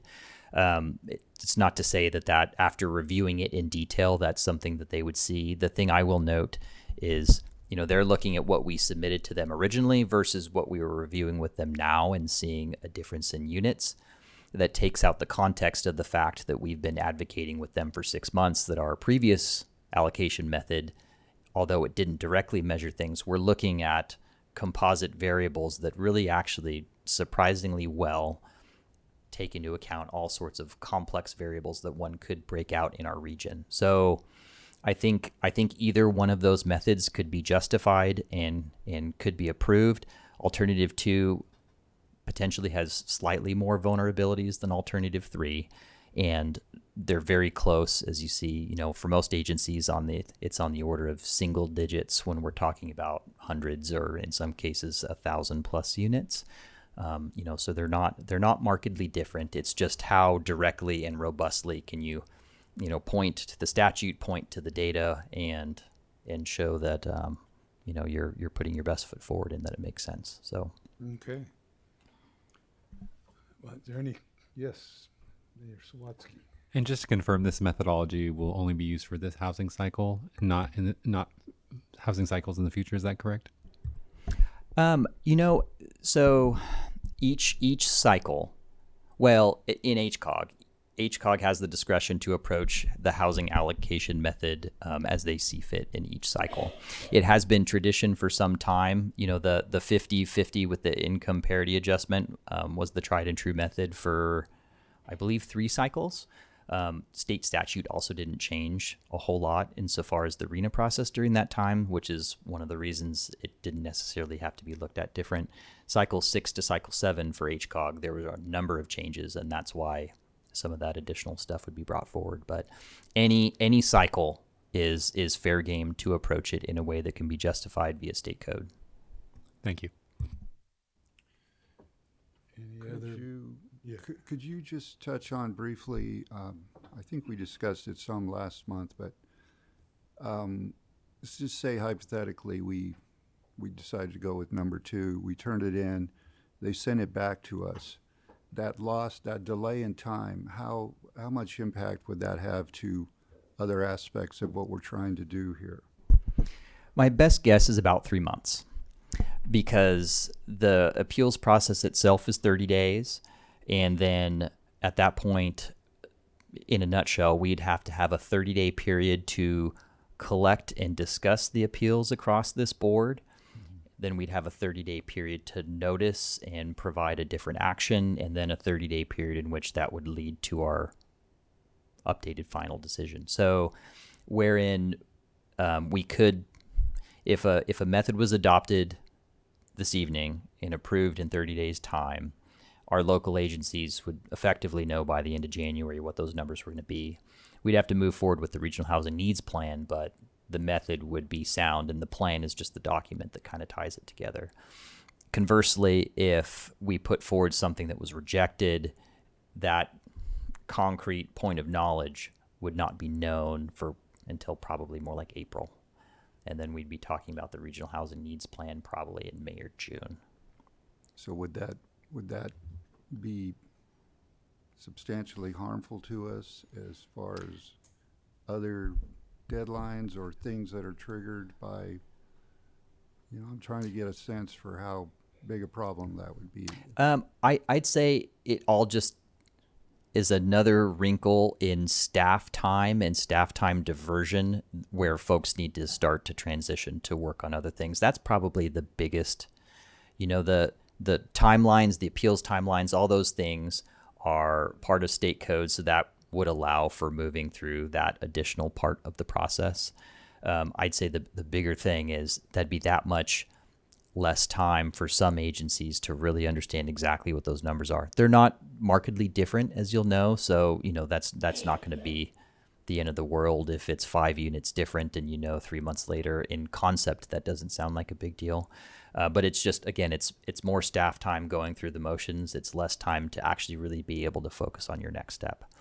So I think what I can say confidently from the group of regional planners is, everybody wants to see this put forward in a robust way that we can move quickly through and move on into the next piece, which is the housing element cycle. So, Okay, thank you.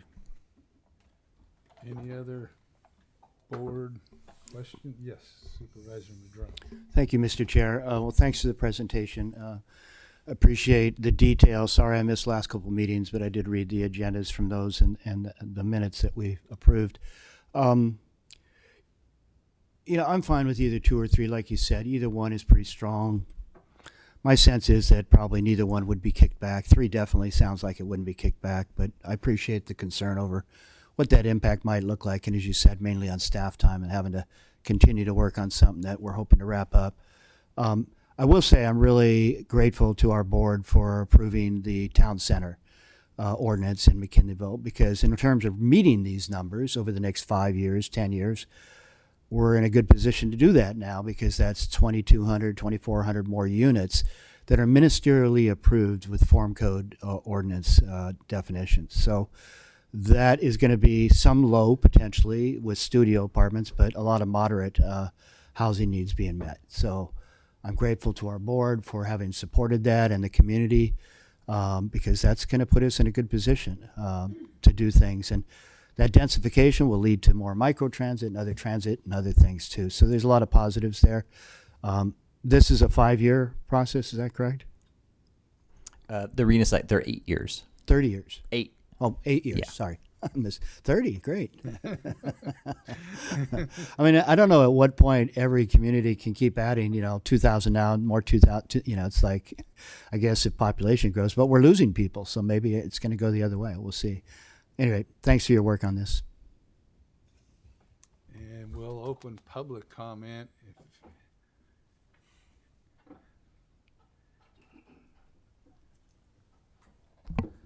Good evening again. My name is Matt Simmons. I'm the climate attorney at the Environmental Protection Information Center. Hopefully you all got a chance to read the comments we submitted. I want to talk about 3 things. The first is sprawl. A lot of people talk to me about character of the neighborhood, but when I think about the character of Humboldt County, it's the fact that our jurisdictions end and that we haven't just kept building subdivision after subdivision after subdivision. And of the alternatives provided by staff today, I think alternative 2 is the best for accomplishing that goal. It protects our ag lands, our forest lands, our wildlife habitat, and everything else that we care about. The second thing is VMT.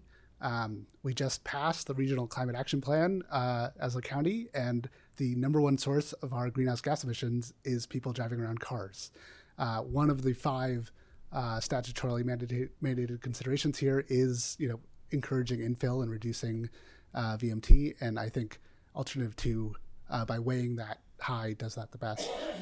The final thing is the requirement to consider affirmatively furthering for housing. And when you read the description of affirmatively furthering for housing, it sort of has 2 parts to it. It talks about increasing opportunity, and then it also talks about, keeping, not having people concentrated in certain wealth together too much. And when I think about increasing opportunity, it's clear to me that in Humboldt, that means putting more housing in places with access to jobs and hospitals and transit and all the things that people need in order to reduce their costs.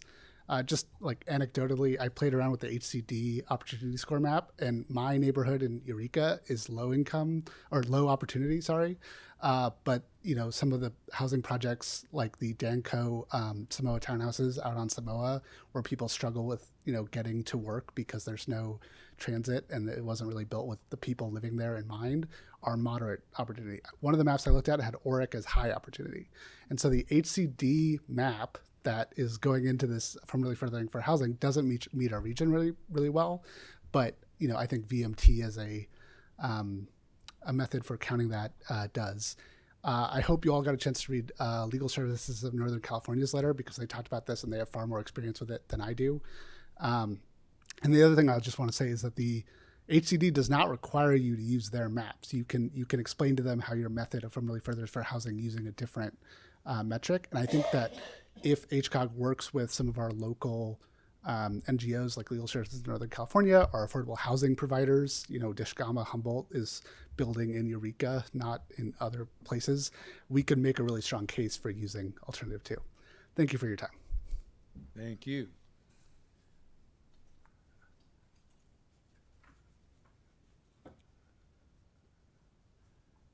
We have another person coming up. Does that thing still go up or down? Or is it dead now? Yeah, last time I tried to raise it and lower it. I talk pretty loud so you can probably hear me.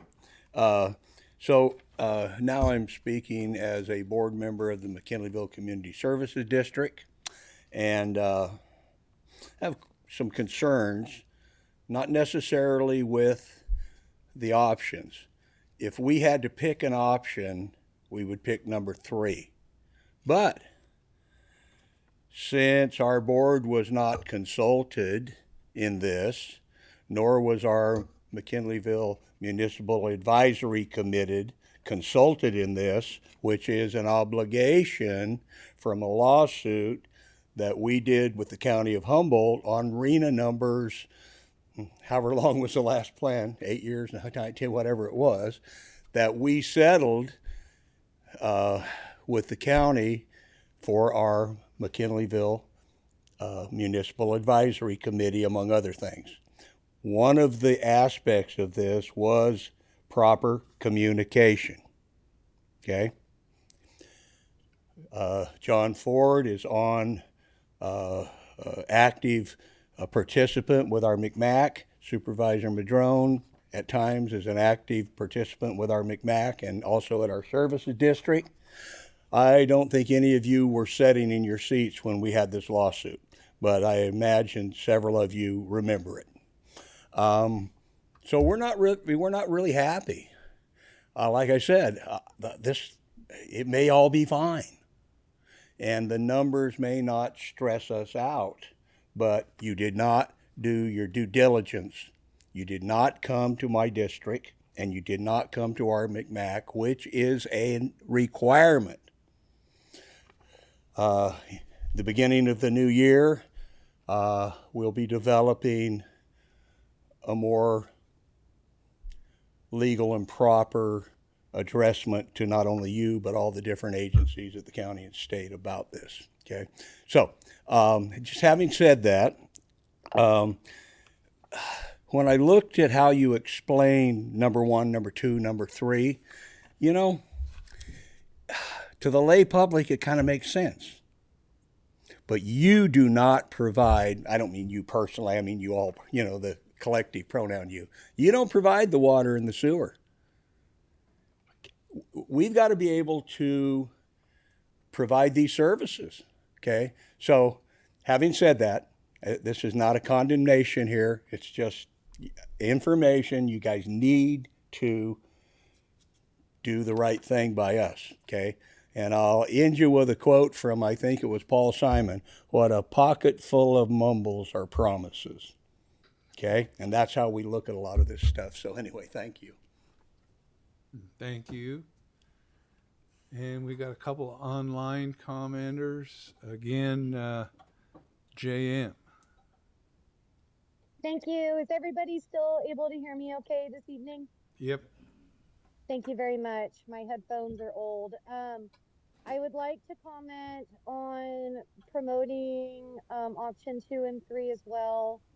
I really think that the board should do more due diligence, like Dennis was just commenting on. I think every year we should have a check-in with every municipality with how they are able to meet these goals. Some of them are going to be not doing good. They're going to be having trouble with wastewater, with connections, and they're going to have trouble with all the other infrastructural things that are happening. I understand that allocations are going to hit us regardless in this point in time. I don't see this continuing given the current economy with every city we're dealing with the deficits in the county. We really can't maintain this projection, and I think quality of life really should be something that we prioritize over anything else, for people that are here and people that are coming here. I don't think it's fair to exclude them from rural living. I think that's something that should be up to each individual's choice. And when we're constricting our housing into areas that are explicit to exclude that, it's really not an equality thing at that point. But then we have the other issues like, what if we need to have that transit? Like we were just talking about this the other day with climate action plan and everything, that we have to be within so many mileage of a transit spot. So we have a lot of pieces that really can fit together, but then realistically are not long term going to fit together. So I think just having an update from each city and the county representatives that have municipalities and within the county, that it's important we all kind of check in. We need to, whether it's good news or bad news, we need to stay working together. It's so spread out, it's so misinformed, and we are each other's neighbors and we should be supporting each other. And I just feel like that there's a huge disconnect in our community with that dialogue and planning ahead together. And I really feel like you guys could help facilitate that with having some biannual meetings or something like that, that we are actually going out as representatives to these cities or having them write back in with their planners or their council and kind of giving a check-in. I know that the state's going to mandate what they can for now until legislation changes, but we can always be an advocate and a voice for ourselves. Many voices add up. I know Delnor and Trinity counties and many friends and acquaintances there, and they are facing the same issues that we are, and we should be talking to them as well. They are our neighbors. We're all very common. So as much as we're going to go forward tonight, I would promote options 2 and 3 once again, but I also would promote you guys really working hard to have a collaborative conversation that is allowing us to be advocates for ourselves and for quality of life for everybody. Thank you. And thank you. And Rebecca Smith. No, you're quiet. Are you muted? I should not be. Can you hear There me? you are now. Okay, great. Thank you so much. My name is Rebecca Smith.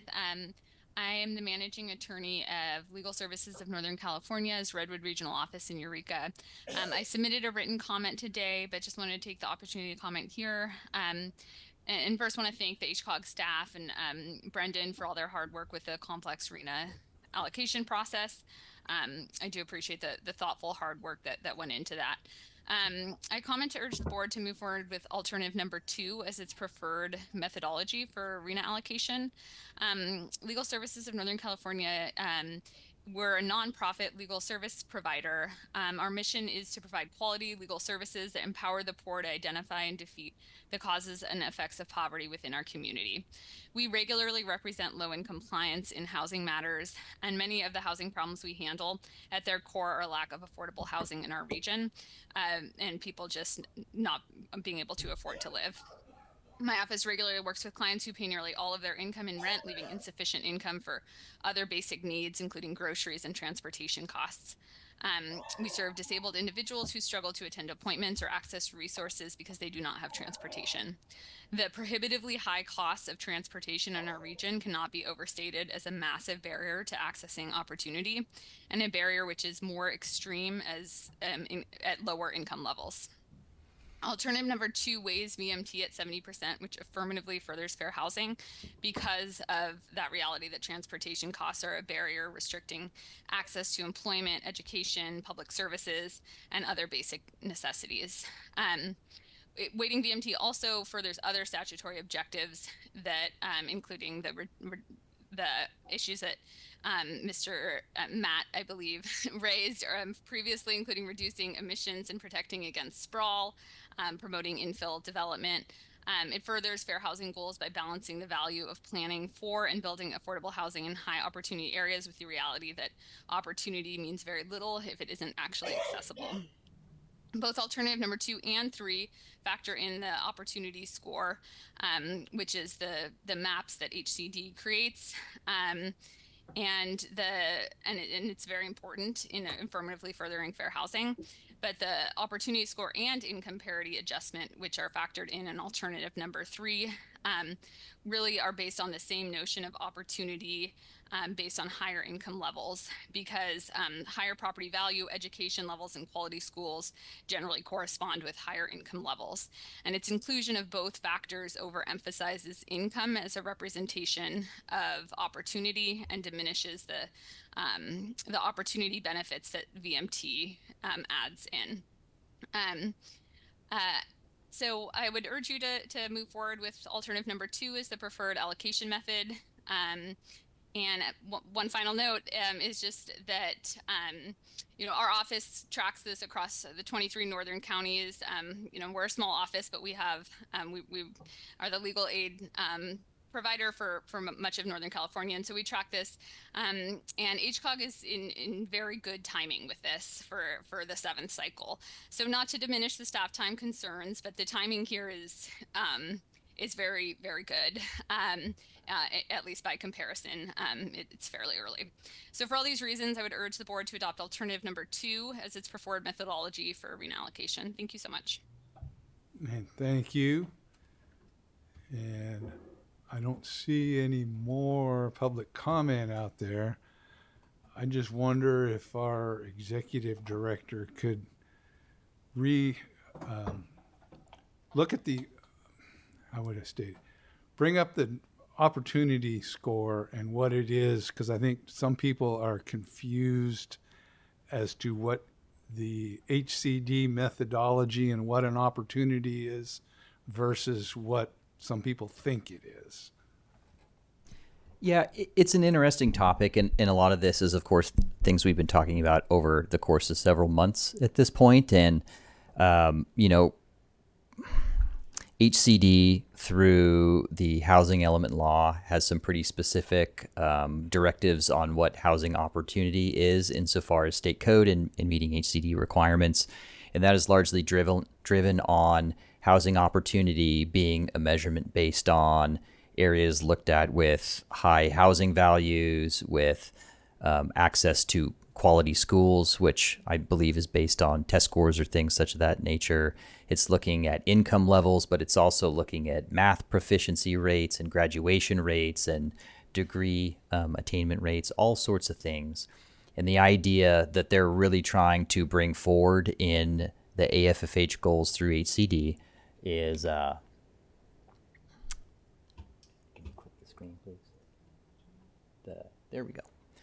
The idea that they're trying to bring forward is to make sure that there are lower income housing units available and being provided for in higher opportunity areas. So again, areas with, access to better schools, access to jobs, access to a whole host of things. So this is just a brief little bit of the opportunity score viewer. On the right-hand side, you'll see the aggregated opportunity scores for each of our member agencies that were used. They are done on the census tract level, and they're not perfect, and nobody at HCOG or amongst our regional planning staff will tell you that they are a perfect representation of what our local agencies are, because they are on the census tract level and it aggregates a whole lot of data. But it's important to keep in mind that what it does is aggregate also a whole lot of data. So even if an area maybe isn't quite as high in income, it might have a lot of other factors that rate it higher in opportunity from their perspective. So even if it's not perfect, if you kind of start to place our agencies next to each other, most of the results, at least in principle, make some sense, even if the numbers of the metrics aren't perfect. Going back to something that I believe one of our public commenters said about alternate ways that it can be done, that is absolutely true. HCD does not mandate how you measure or how you try to justify your performance under AFFH. One of the things we did at the staff level in preparation for these different alternatives was to review other COGs and to see if there were other methods. And there were 58 counties in the state of California, and we found one regional housing needs plan that did not use the HCD version of the tool was not around, but the opportunity scores that were previously published by the tax commission. There was only one agency that did not use the opportunity scores, and they used income parity, which is the other other one that we're using. So it is pretty common, pretty standard. There's not a lot of other examples for how to justify it. And the one thing I will note is we've, through many, many meetings and lots of correspondence and looking through spreadsheets until we all got tired of spreadsheets,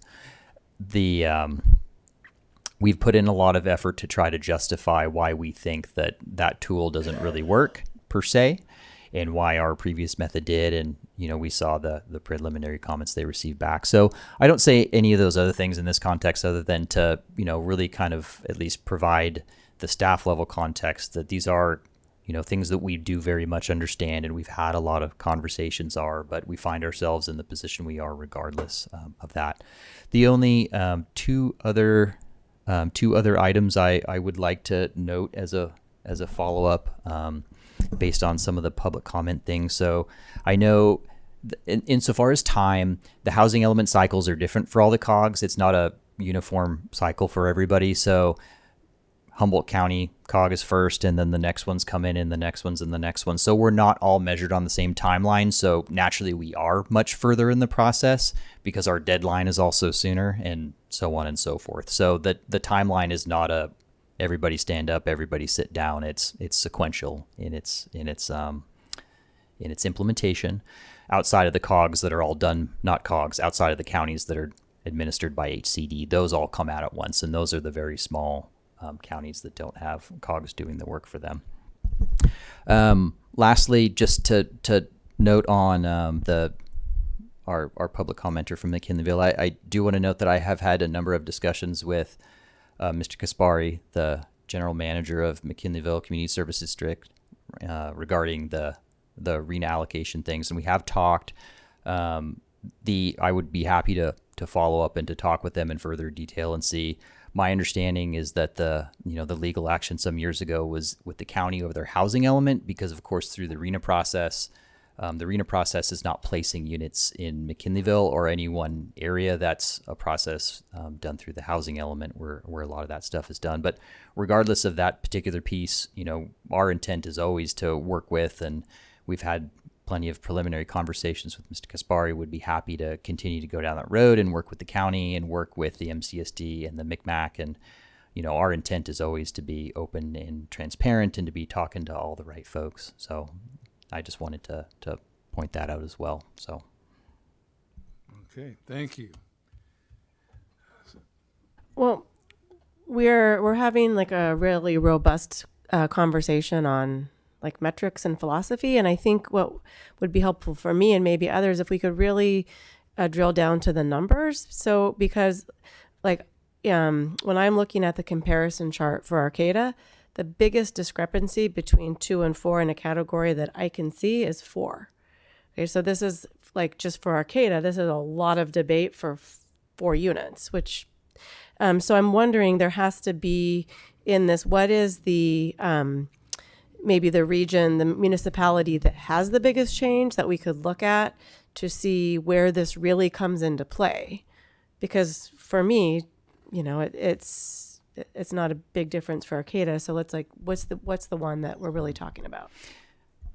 Yeah, and I appreciate you bringing it up in that context, because I think it is important to note across the entire suite of alternatives. And so here's the comparison table that was included in the staff report. Yeah, it's not coming up as a full.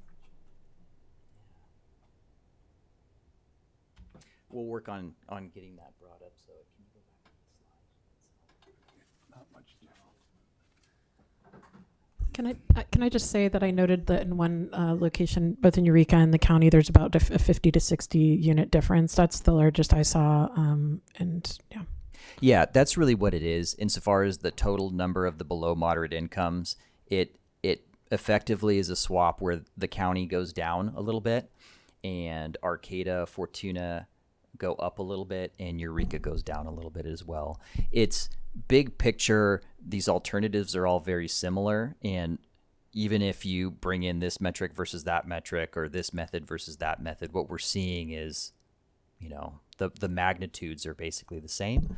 I think one of the bigger conversations to consider by the board, and it was the bigger one, it was, well, as big as anything considered by the regional working group, is the one that we feel passes the HCD test most effectively, because the numbers pretty much are what they are. I think between alternatives 2 and 3 for Arcata, it's 5 units.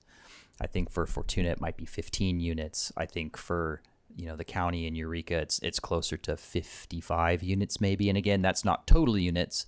That's the below moderate income versus the below moderate versus the above moderate income units. So, Chair Johnson, may I make a comment? Yes. I know this is a board item and not a PAC item, so this is just public. Thank you. I'm making a public comment. I really appreciate the discussion around this, and I think it is a statement of values. And I also recognize that either of these, any of these alternatives, in my mind, would be acceptable. And I think it's good to have shown HCD that there was an effort to be responsive to that feedback. I do just want to reiterate and add on to that point that the housing element work is going to happen in all of our jurisdictions, and that's where a lot of the community engagement happens. And this piece around is really focused on the transportation component. And so I appreciate the feedback that there's been so far about transportation. From a transit perspective, I would say where we can serve people with transportation resources more centrally, particularly those who are living on very low incomes, I think that is beneficial. So for that reason, I think I'd personally lean into alternative 2 in line with some of the commenters. But I think any of them are an acceptable option. And now we get to do the fun work of all the housing elements. I think the Blue Lake's fine with both options, either or. We're not going to be affected, but it really depends on. I would go along with either.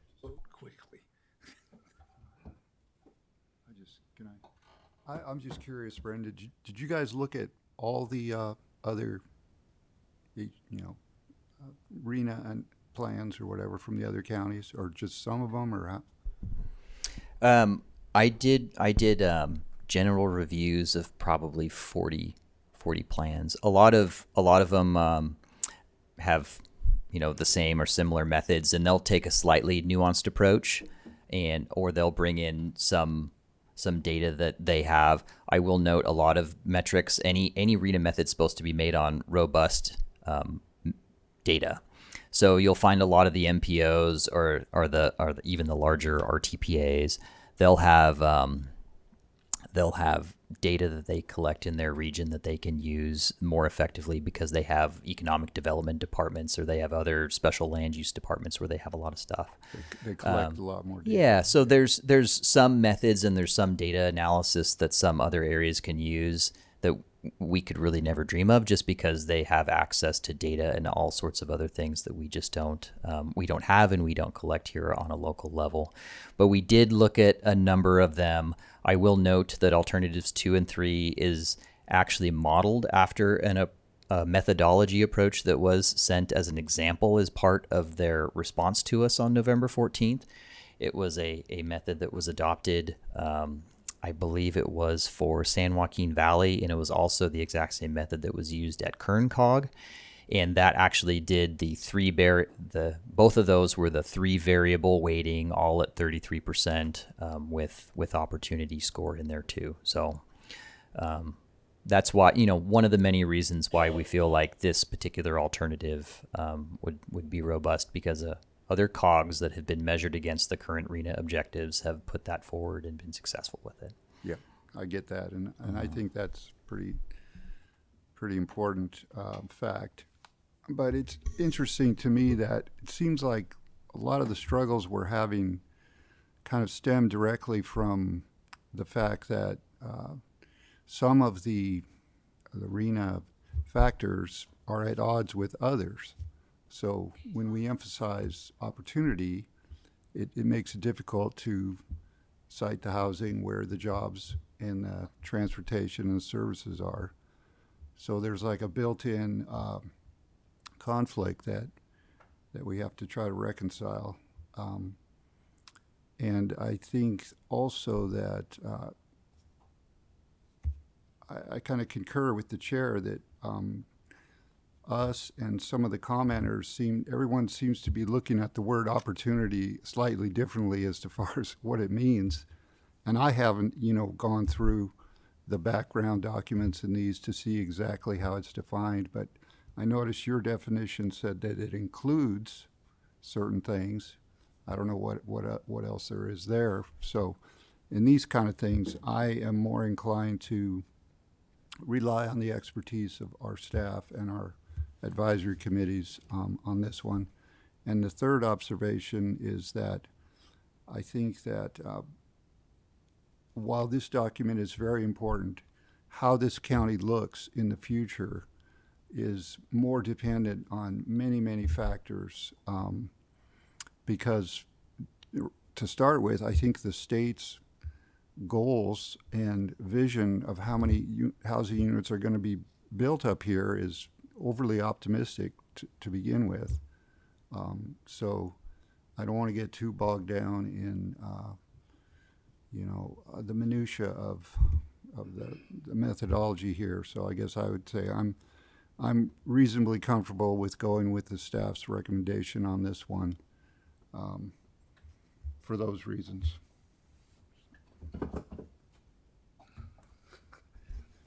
Go ahead.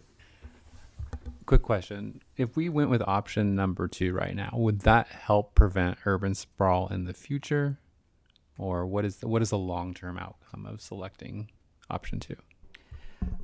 I would say, if you think about weighting and you think about VMT as a decision factor, I think it might sound like it would have more an effect on the numbers or the sprawl than maybe it does. As you see, the resulting numbers from any of the alternatives are quite similar, and alternatives 2 and 3 overall provide the same number of housing units.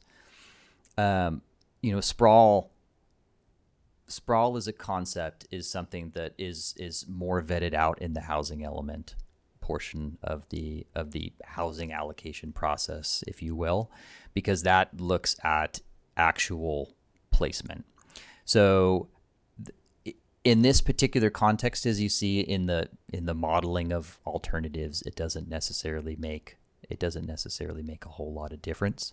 Not to downplay the idea of that, because that's something that I don't really think anybody is interested in doing, is expanding maintenance burdens and doing all of those things. But I think in this particular case, again, it really comes back to more what we feel is more robust in its presentation to meet all of the objectives, very much recognizing that they compete with each other, which I wish I could say was an uncommon thing in a lot of the types of structures we try and deal with in governance in general. But it's very much the reality here where there are competing objectives, and we still ultimately have to find a way to navigate kind of through the middle of that if we can. So thank you.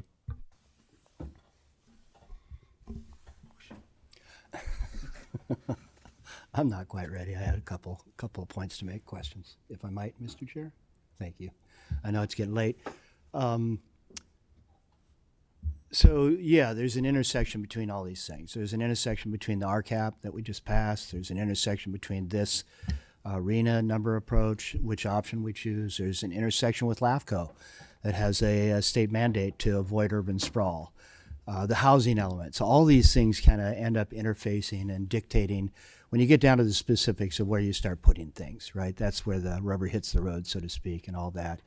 I do appreciate that you've reached out to Pat Kaspari because, McKinleyville is kind of unique in that it's almost as big as Arcata. It's 17,000 people. It might even be bigger in the summertime when the students leave, but population-wise.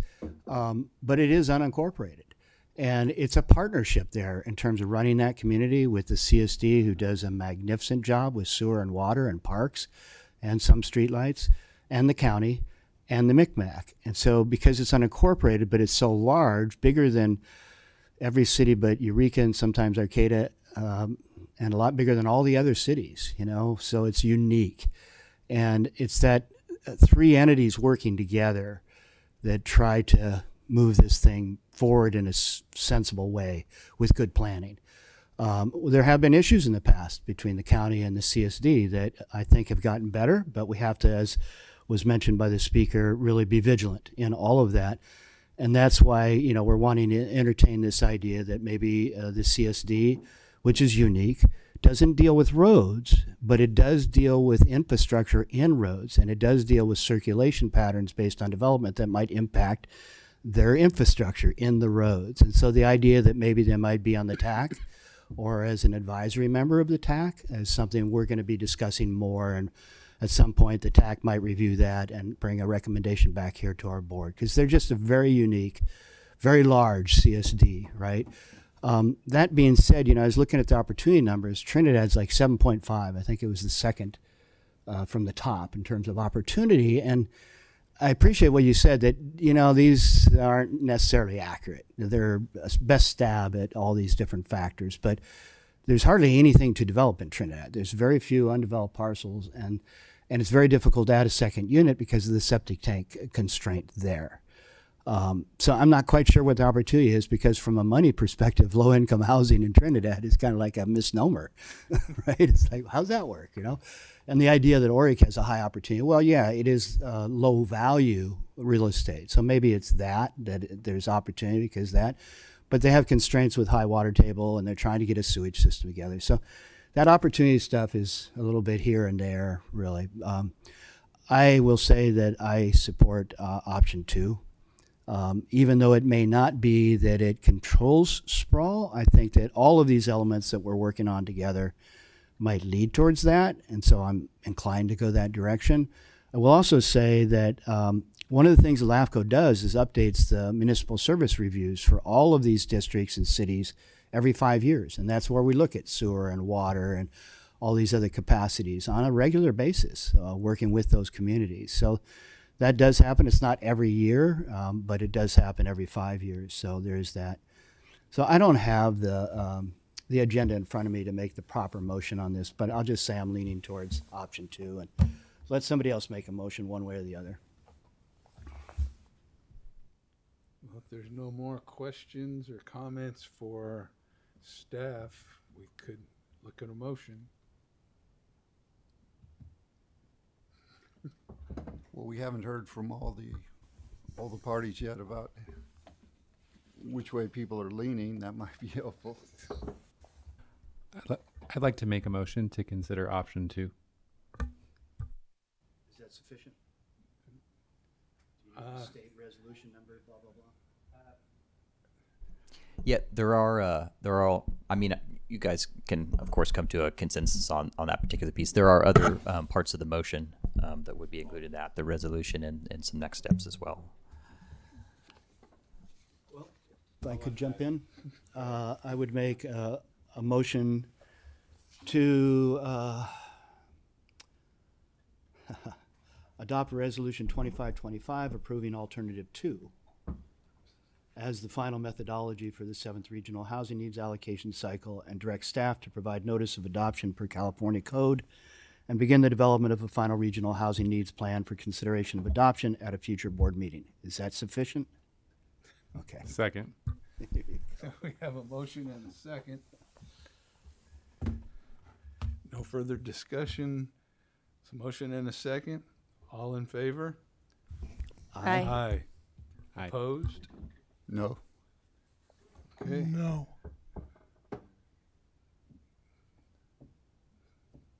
We have a, okay, 2?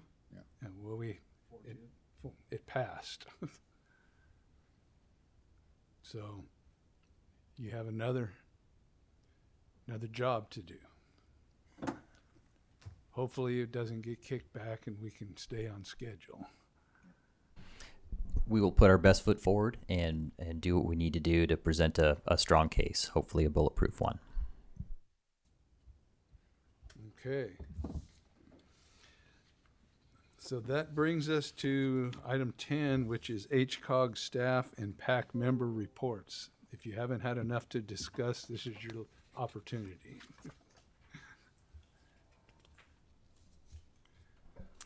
Excellent. So I have a quick number of things to run through here, and then I'll bring up just a couple of more slides. So I wanted to bring to the board's attention, we do have a number of projects going, like I mentioned, but there are a couple that we are going to be launching here that we wanted to bring to everybody's attention. The first is we have released the RFP for the 2026 pavement management plan. So that is out there, and we hope to bring that back to the board for a decision, I believe, in February. And we are working right now with the county and RCEA to prepare ourselves for a launch of the Lolita Safe Routes to School RFP. We're hoping that'll go out in January, and we'll come back to the board in March for a recommendation for award to our selected consultant. Just to provide an update, at the last board meeting, the Regional Transportation Improvement Plan was approved by the board. That has since been finalized, packaged together, and provided to the CTC on December 12th ahead of the December 15th deadline. So we're good to go there. The RTP public comment period is still in place until the 28th, just as a reminder. We are planning at our January 15th board meeting to have a comment review session to look at public comment and to start to brainstorm some potential options that could be considered ahead of a final RTP document to be considered in February. That'll be at the February 19th meeting. Lastly, I'd just like to note at this portion that staff have been and will be conducting a number of meetings with the RCAP team, if you will, to further discuss RCAP and RCAP implementation and HCOG's potential role in that. We have a number of meetings scheduled over the next coming weeks. Our hope is to be able to bring something more concrete to consider back to the board at our January meeting, but we'll provide more updates there as they are available. I do have a couple of slides here if we could launch them, and I'd just like to acknowledge some of the really just excellent and above and beyond work that our senior regional planner Una Smith has been doing, realistically much longer than just the first week of December leading up to this particular effort. But the first week of December was the consultants that were visiting the Humboldt region for the Vibrant Neighborhoods project. That included Dan Burden and Victor Dover and Josh Meyer. So just a few photos to share. There were a number of walk audits. So you see here a photo of the walk audit that was conducted in Hoopaw. We did a walk audit in Arcata, and there was also a walk audit in Eureka. I say we. I will note, unfortunately, I was sick during that time. I wasn't able to participate, but I heard over and over again from other folks how well attended and how good and how generally positive everything was. And so again, I just want to really highlight all of Una's efforts in there, all of Stevie's efforts in there as well, and Amy's support. Lastly, we had 2 community meetings that were also great events that were well attended, that rounded out most of the work, most of the stuff that happened during that few-day period. So again, great job to staff. I think it was really meaningful. It was really beneficial for a lot of folks, and it's going to continue to help kind of strengthen a lot of the transportation priorities and a lot of the transportation messaging that we're trying to bring forward with our various projects and with the RTP. Lastly, just to provide an update here, so as the board is aware, one of the things staff are working on as an implementation measure through the RTP is conducting a regional Vision Zero action plan, which is kind of the next level of the local road safety plans, of course, that you've seen at your local agency level. One of the items that is included in this particular Safe Streets and Roads for All grants are actual physical demonstration projects, safety demonstration projects. And in working with our local partners, we've identified 4 projects that will be funded through the grant, and these are them. One will be in the city of Arcata, which will be some traffic calming measures, some test traffic calming measures that will be temporary speed humps and signage at locations to be determined along 11th K. There'll be a few in Eureka. Eureka will be piloting a few mini roundabouts at the intersections of 8th and G, and 8th and G, I should say, and 8th and L. I believe those are also locations consistent with their bicycle master plan. City of Ferndale will be piloting some speed humps, some radar feedback sign striping, and I believe now some bicycle lane improvements along 5th Avenue. And the city of Fortuna will be piloting some radar speed feedback signs in a couple of school zones at various locations throughout the city. So there'll be those 4 projects included in there.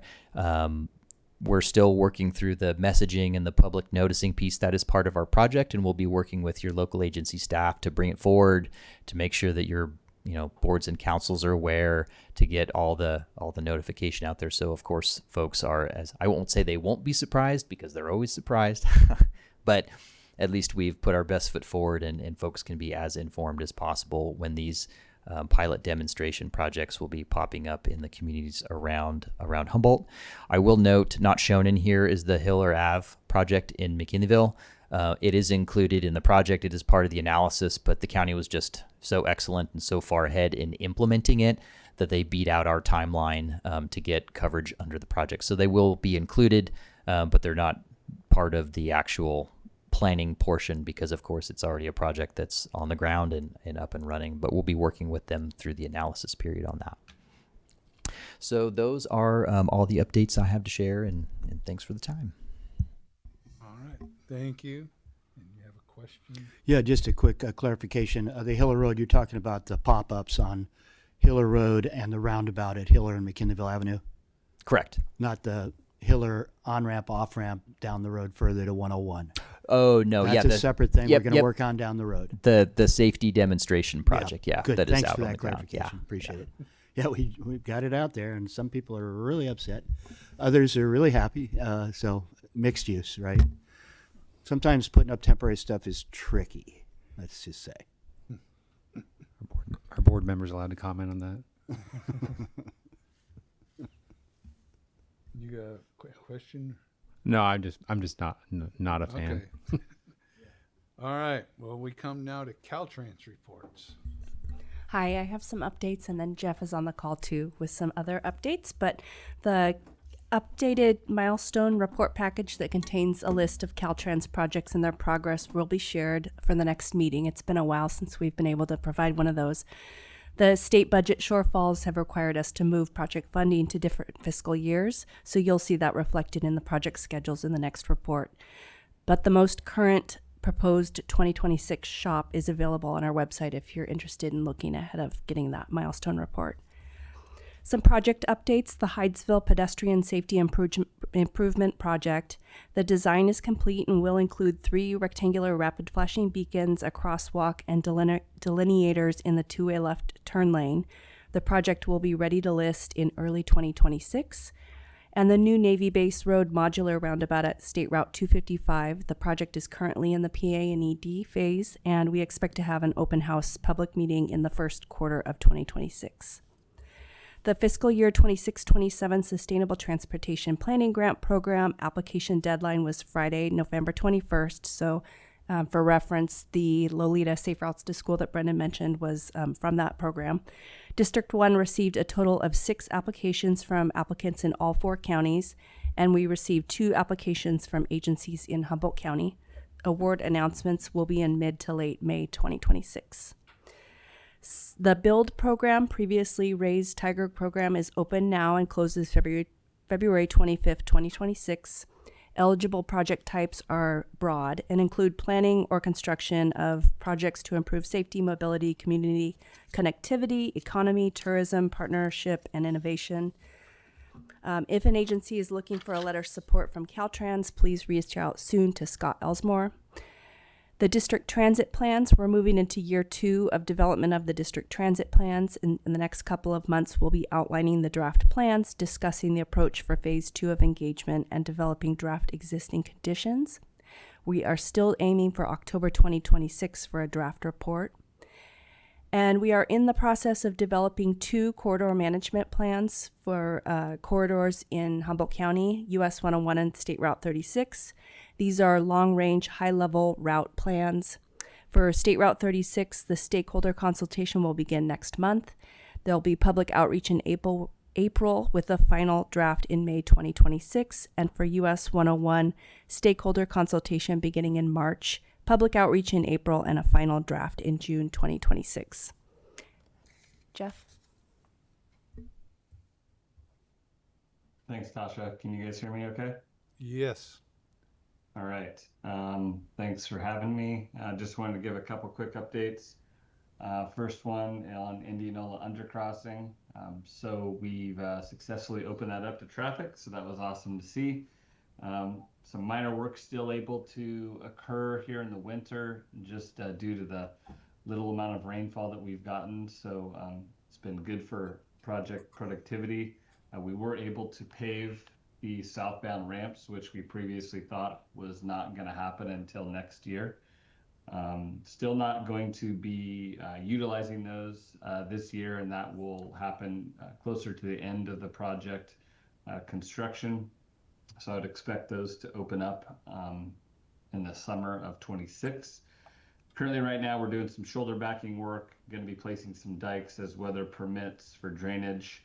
And then in the coming months, as the weather dries up, we'll begin doing the median closures at the various median crossings that will exist. And in those areas, we'll be doing on-site mitigation and creating wetlands in those areas. Another item of work remaining is the half signal at Airport Road. We expect that also in 2026. And we are going to be beginning some discussions around a ribbon cutting, talking about dates, looking at the contractor schedule for 2026. HCOG would obviously be involved in that, so more details to come on that. And I imagine as things shape a little further on that, I'll probably invite you, Brendan, into those discussions. Any questions on that before I give an update on our Eureka Slough Bridges project? Does not look like there's any questions on that. Okay. I see a hand up with a username JM, but I'm not sure if that was related to my She update or not. she was before you started speaking. So. Got it. Okay. All right, so moving on to our Eureka Slough Bridges project. As you all aware, we are proposing to replace both the northbound and southbound bridges. This is a program project currently in the district. We met draft environmental document in June of this year, and now we're approaching our project approval and environmental document milestone, which is targeted for the summer of 2026. As Tasha had mentioned, there are a number of projects with some delays due to the shop budget constraints that we're dealing with right now. This is one of those projects that had a delay due to those budget constraints. The construction of this project was delayed 1 year due to that. We're currently progressing with our milestones for project delivery as planned previous to the delay, but construction now is targeted for 2030 as opposed to 2029 as it was previously. That's all I had to update. I can answer any questions anyone has. I don't see any questions. So thank you for the complete report. Thanks for having me. You're good to go. And we don't usually do public comment on the Caltrans report stuff. So,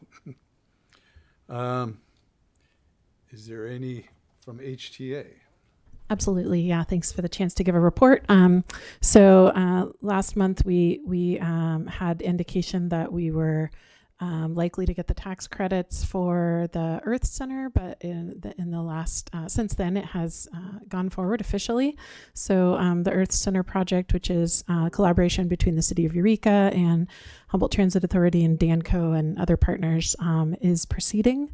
And receive the tax credits, and the intended timeline is to break ground in May of 2026, so that's pretty soon, and proceed from there with the plan to be open in 2027, so it'll take some time to build.